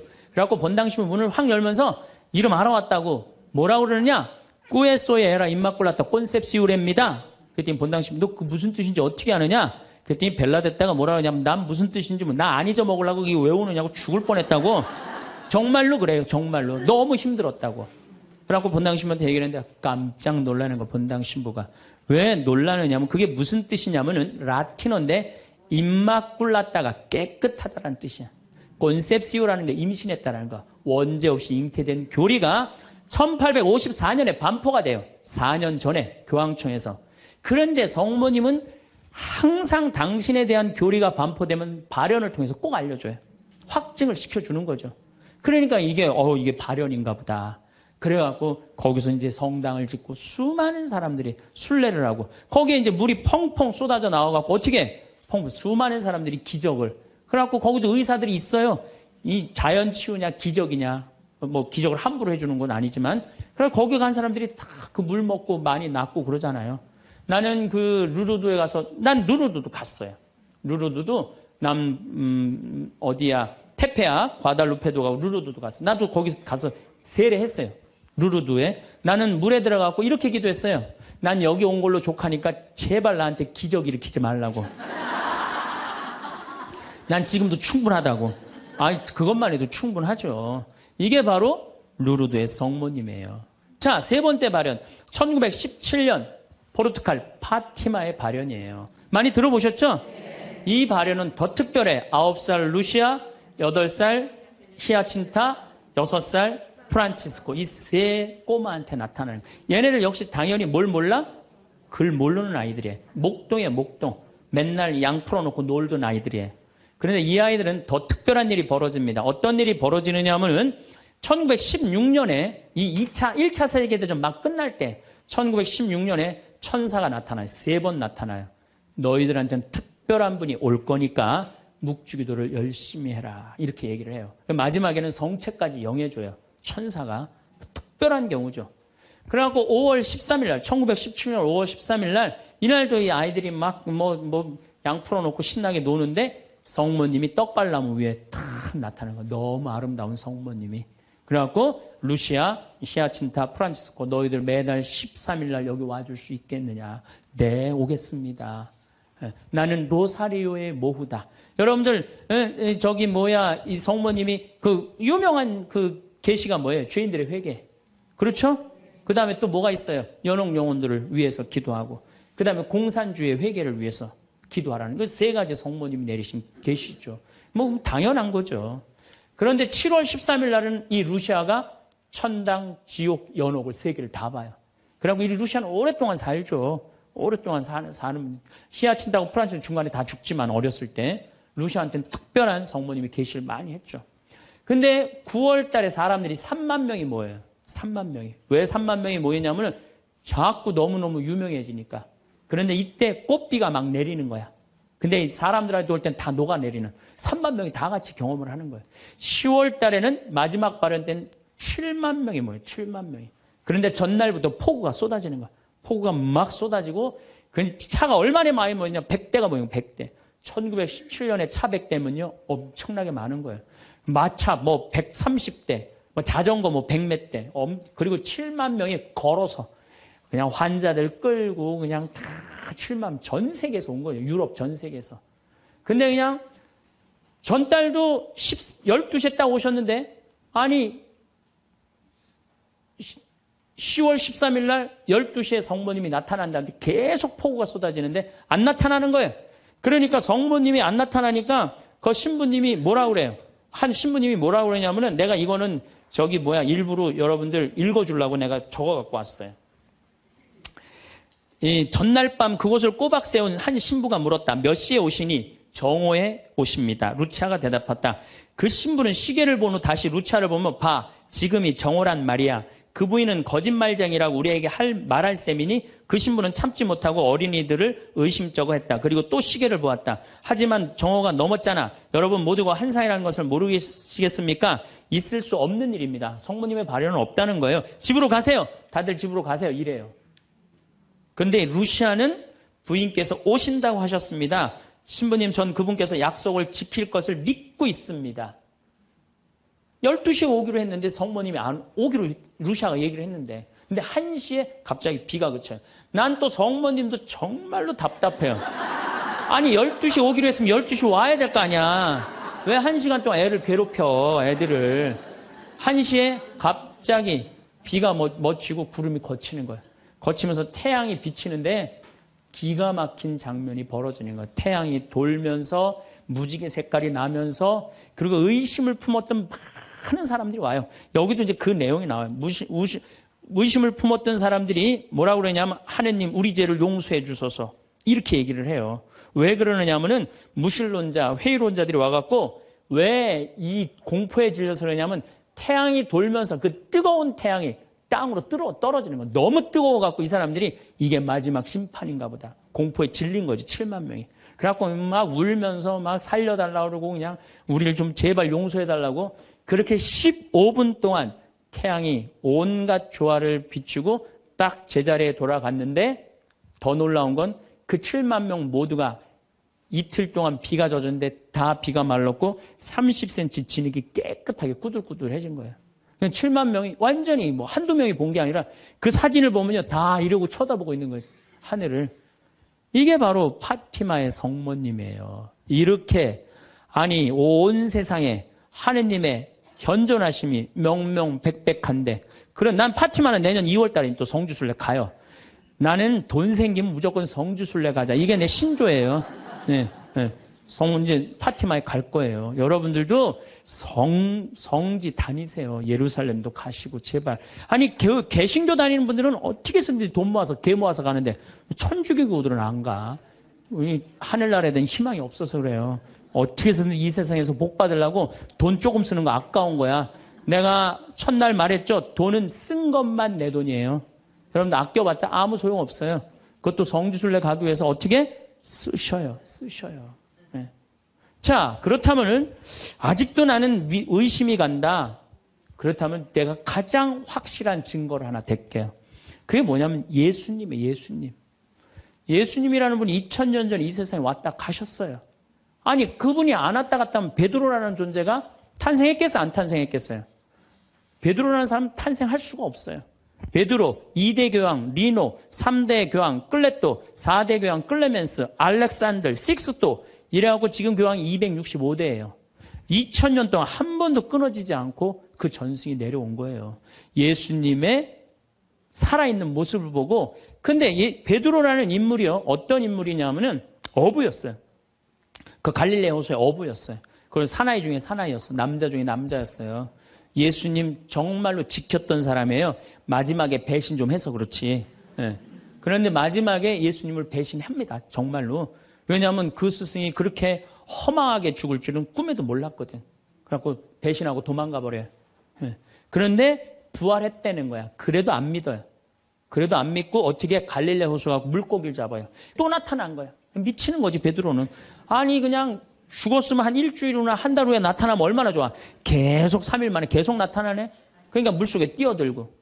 그리고 40일 동안 예수님하고 생활하면서 이 사람의 인생은 완전히 바뀌어요. 어떻게 바뀌느냐. 베드로가요 대단한 말 하지 않아요. 돌아다니면서 내가 예수님을 만났는데 이 예수님이 십자가에 못 박혀서 처참하게 돌아가셨는데 3일 만에 부활하셨다. 자, 내 예를 들면 좀 그렇고 여러분들 만약에 본당 신부님이 죽었어. 죽었는데 3일 만에 다시 살아났어. 완전히 땅까지 다 묻어놨는데 3일 만에 주일날 딱 나타나갖고 나하고 같이 밥 먹자 그러고 강론을 했어. 여러분들 주에 나가고 우리 신부님 죽었는데 3일 만에 살아나왔다고 얘기할 것 같아 안 할 것 같아요? 아마 온 세상 돌아다니면서 얘기할 거예요. 그렇죠? 그 경험이 베드로한테 있었던 거예요. 그 예수님을 40일 동안 보고 가만히 있을 수가 없었던 거야. 이젠 죽음도 불사하는 거지. 그 12제자가 다 같이 경험한 제자 11제자가 온 세상을 돌아다니면서 그걸 전한 거예요. 그 전한 게 지금까지 우리한테 내려온 거야. 그러면 이 성서, 그 사람들이 이제 베드로가 전한 얘기를 적어갖고 성서 안에 예수님을 써놓은 거예요. 우리가 성서에 예수님이 한 말씀은 살아 움직이는 그분의 2000년 전의 현존이야, 현존. 그것만 읽어도 가슴이 아마 미어 터질 것 같아요. 근데 그냥 성서도 안 읽고 성지순례도 안 읽고 그냥 맨날 천장에 누워갖고 예수님 있는 거야 없는 거 이러고 의심을 하고 앉아있으니 이게 얼마나 한심한 유혹에 얼마든지 빠질 수 있어요. 자, 그랬더니 이제 여러분들 이제 오늘 이제 신앙심이 생겼어. 좀 생겼어요? 네. 그래, 맞아. 생겼어. 이제 하느님은 확실히 계신 거야. 성모님도 있고 예수님도 있고 오늘은 굳건한 마음으로 믿음으로 돌아갔어. 오늘 잘 때요. 악마가 와서 뭐라고 그럴 것 같아요. 야, 그거 신부님 그거 개인적인 얘기지. 그거 아니야. 있긴 뭐가 있어. 없어. 계속 끊임없이 유혹받아요. 그렇다면 우리가 이 유혹에 안 빠지려면은 어떻게 해야 되느냐. 유혹에 안 빠지려면은요. 끊임없이 기도해야 돼. 그렇죠? 그 다음에 항상 기뻐해야 돼. 신앙인의 기본은 뭐예요? 항상 기쁜 거예요. 기쁜 사람은요, 유혹에 안 빠져요. 왜? 이 기쁜 사람은요, 욕심이 없어요. 어떤 사람이 유혹에 많이 빠지면 욕심이 많은 사람이 유혹에 빠져요. 예, 그래갖고 그냥 늘 미움, 분노 이런 사람들이 유혹에 빠지는 거. 더 가지려고 그러는 사람. 욕심이 없는 사람은 항상 기쁠 수 있어. 그 다음에 끊임없이 기도하는 사람. 매일 미사 참여 다니고 묵주기도 열심히 하고 이런 분들 또 피정 열심히 따라다니고 이게 끊임없이 기도하는 거. 이런 사람 유혹에 안 빠져요. 그 다음에 어떤 사람이 유혹에 안 빠지냐면 어떤 처지에서든 감사하는 사람. 이 사람들 유혹에 안 빠져요. 내가 나이 50이 넘었다면 이제는 인생관을 바꿔야 한다. 인생 전반전과는 다른 삶을 살아야 한다. 매달리지 말고 애쓰지 말고 주변을 정리해야 한다. 그동안 너무 남을 의식하고 휘둘리며 살았다면 이제는 그러지 않아도 된다. 특히나 그것이 가족이었다 해도 말이다. 다른 사람에게 매달리지 않아야 남은 인생을 더 풍요롭게 살아갈 수 있다. 그래서 미움받을 용기가 생겼을 때 비로소 행복해질 용기가 생겼다고 하는 것일까? 오늘은 쇼펜하우어의 인생론을 통해 나이 들수록 주변을 정리하고 온전한 나로서 행복해지는 법에 대해 들어보자. 인간은 배신하는 존재다. 타인에게 지나치게 관대하지 마라. 안 좋았던 관계를 회복하려고 굳이 노력해봤자 좋을 게 없다. 똑똑한 사람은 용서를 하지만 현명한 사람은 무시를 한다. 가족에게도 다 맞춰줄 필요 없다. 맞춰주면 당연한 줄 안다. 사람은 혼자일 때야 비로소 온전한 자신이 된다. 내 상황이 힘들어지면 친했던 사람들도 다 주위를 떠나기 마련이다. 고독을 사랑하는 사람만이 진정한 자기 자신이 될 수 있는 법이다. 착하고 순수하게 사는 게 좋다고? 상처받고 인간관계가 다 끊겨봐야 알겠는가? 친구란 건 한순간에 사라지는 것이고 나 자신밖에 없다는 것을. 사람을 대할 때 처음에는 일부러 친절하고 계산 없이 대하는 것도 나쁘지 않다. 하지만 상대방이 만약 선을 넘으려고 하는 기색을 주면 그땐 인연을 끊어버리는 것이 좋다. 이렇게 하면 새로운 사람을 사귀기 어렵다고. 쇼펜하우어에 따르면 인간은 태생부터 고독한 존재이고 모든 고통과 번뇌의 원인이 타인과의 관계에서 오는 거라고 한다. 타인에게 지나치게 관대하거나 친절하게 대해봤자 상대방은 선을 넘기기 일수다.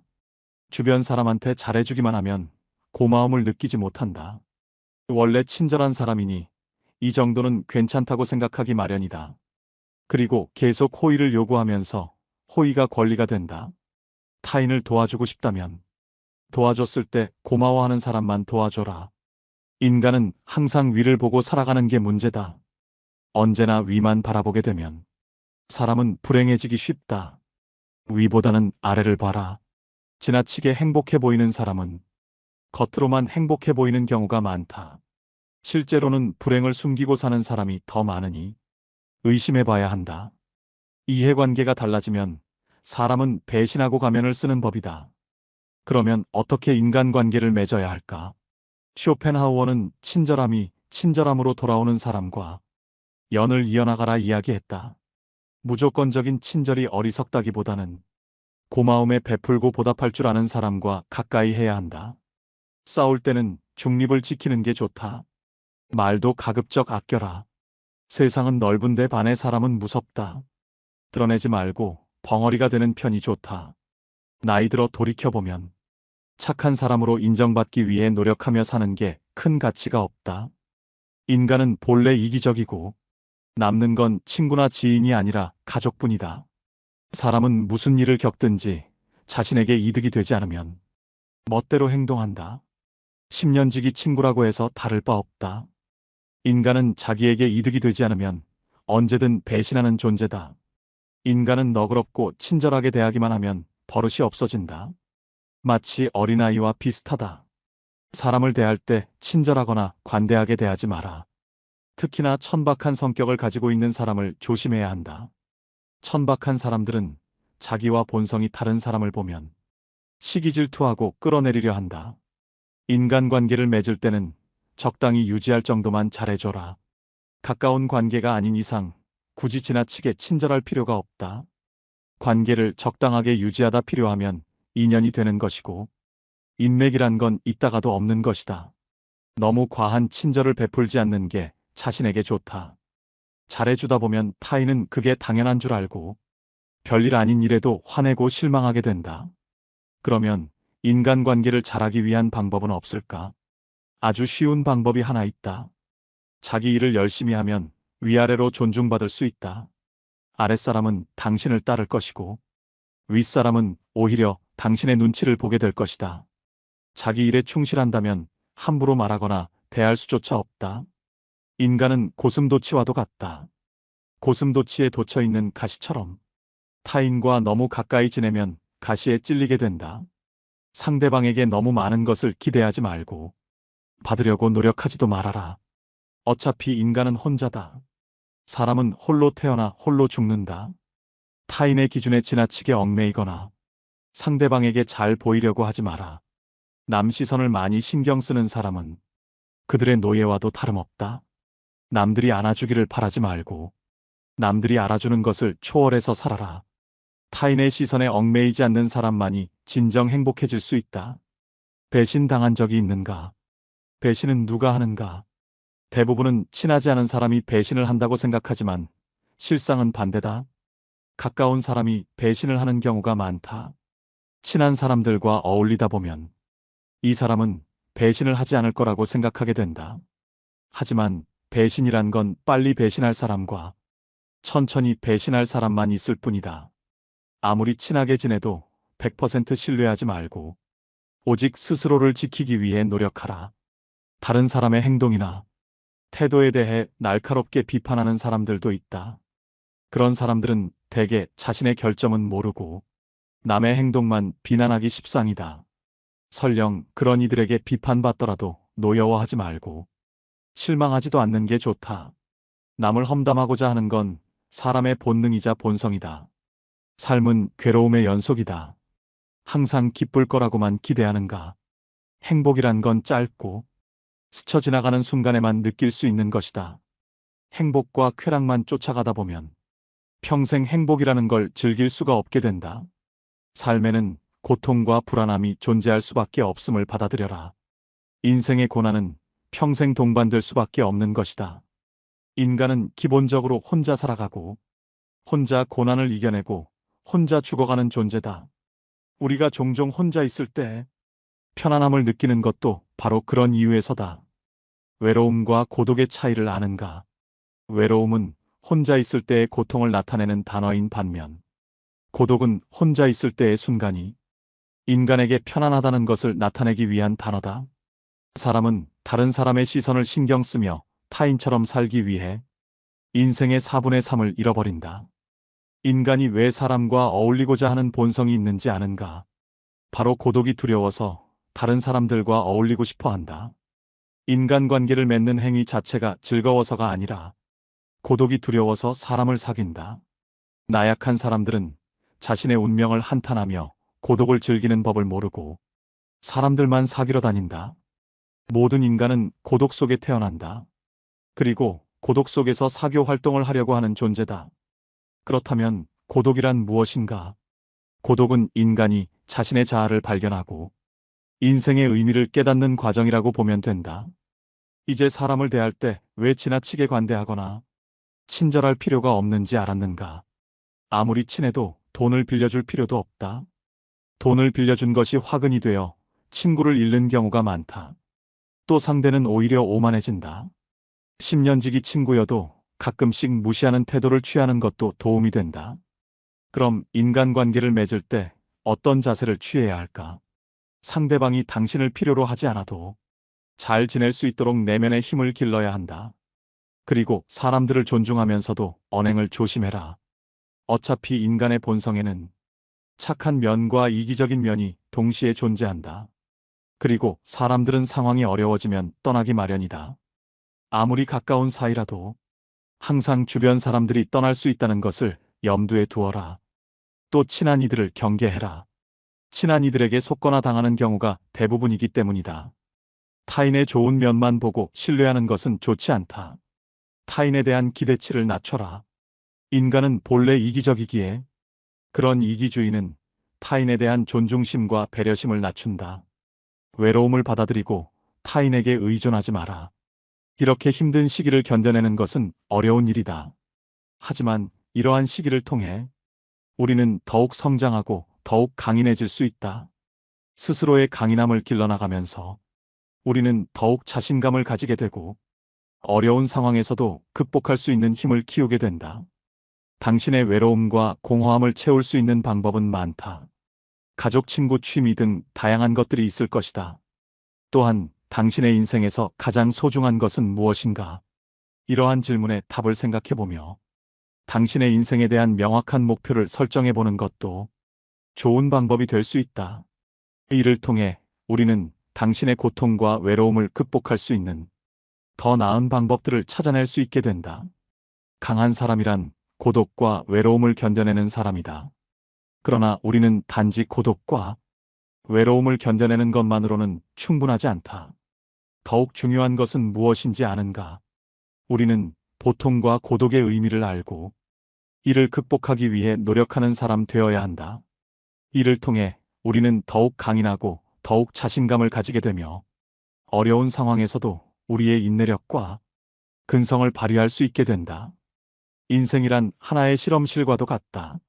실험실에서 화학 연구가 이루어지듯 인간은 삶이라는 실험실에서 경험을 통해 배우고 성장한다. 언제나 나에게 없는 것만을 생각하고 이를 갈망하는 것은 인간의 본성 중 하나다. 그러나 이러한 태도가 인생을 더욱 비참하게 만든다. 인생을 즐기기 위해서는 현재의 삶을 즐기는 것이 무엇보다 중요하다. 미래에 대한 불확실성은 인간이 직면하는 가장 어려운 문제 중 하나이다. 인간이 가장 무서워하고 두려워하는 것이 한치 앞을 볼 수 없는 불확실성이기 때문이다. 고독과 외로움이라는 문제를 극복하기 위해서는 끊임없이 노력해라. 인간은 불행한 존재가 아니라 도전하는 존재다. 그리고 이러한 도전이 인간의 삶을 더욱 풍요롭게 만든다. 따라서 우리는 마지막 실성에 시달리는 것이 아니라 끊임없이 발전하고 도전하는 삶을 살아가야 한다. 절교한 친구와는 화해하지 않는 것이 좋다는 로마의 격언이 있다. 이는 인간의 성격과 개성이 태어날 때부터 결정되기 때문이다. 갖고 태어난 성격은 죽을 때까지 지니게 되며 내재적인 본능에 따라 행동을 하게 된다. 그러므로 한번 절교한 친구와 화해하게 된다면 같은 상황에서 같은 행동을 되풀이하게 될 가능성이 높다. 이를 방지하기 위해서는 배신자라고 비난하거나 그때는 그럴 줄 몰랐다고 말하는 것보다는 화해하지 않는 것이 옳다. 고독을 사랑하는 습관을 가져야 한다. 다른 사람들과 다르게 뛰어난 개성을 지닌 사람들은 그러한 성향 때문에 본질적으로 고독에 빠지기 쉽다. 그러나 그들이 가진 이러한 성향은 타고난 것이다. 나이가 들면서 오히려 그것이 자유롭고 편안한 기분을 갖게 된다. 이러한 고독의 습관을 더하여 자기 자신을 친구로 생각하는 습관까지 가진다면 그것이 제2의 천성이 되기도 한다. 더불어 고독한 시간을 보내는 것은 창의력을 높이는 데 도움이 된다. 더 많은 시간을 혼자 보내면서 내면의 생각과 감정을 탐구하고 자신만의 독특한 아이디어를 발견할 수 있다. 고독은 자신의 생각을 깊이 있게 탐구할 수 있는 시간과 공간을 제공한다. 이러한 많은 고독한 시간을 가진다면 더 많은 창의적인 아이디어와 해결책을 발견할 수 있을 것이다. 또한 고독한 시간을 보내면서 자신의 감정을 더 잘 이해할 수 있으며 자신을 더 잘 알 수 있다. 따라서 고독을 사랑하는 습관을 가져야 한다. 더 많은 고독한 시간을 보내며 자신과 친구가 되어야 한다. 이러한 방식으로 고독은 자유롭고 창의적인 삶을 위한 좋은 도구가 될 수 있다. 당연히 젊은 시절에는 고독을 사랑하는 습관을 가질 수 있는 것이 쉽지 않다. 그러나 이제는 그런 마음이 아주 편안하고 간단한 것들이 될 수 있다는 것을 알아야 한다. 고독이라는 마음은 마치 물을 만난 물고기처럼 아주 자연스럽게 되는 것이다. 사실 자기 자신 속에 많은 것을 가진 사람은 타인에게 기대지 않는다. 내면의 자아가 텅 빈 사람일수록 외모에서 끊임없는 자극을 구하려 한다. 그러나 자신의 내면이 풍부하다면 자신의 인생의 주인이 되어 자신의 내면에서도 즐거움과 행복을 찾을 수 있다. 이를 통해 자기 자신을 이해하고 자신의 감정을 인식하고 자신의 생각을 이해할 수 있다. 그리고 외부 세계와 상호작용할 때 더욱 성공적이고 만족하는 인생을 살아갈 수 있다. 우리는 종종 인생에 대해 불평하지만 이것이 인생의 최고의 기회와 선물이 될 수도 있다. 인생을 살아가는 재미와 의미를 발견할 수 있다. 사람을 많이 만날수록, 친구가 많을수록 불행해질 수 있는 환경이 주위에 생기게 되는 것은 인간의 본성에 비추어 봤을 때 당연한 일이다.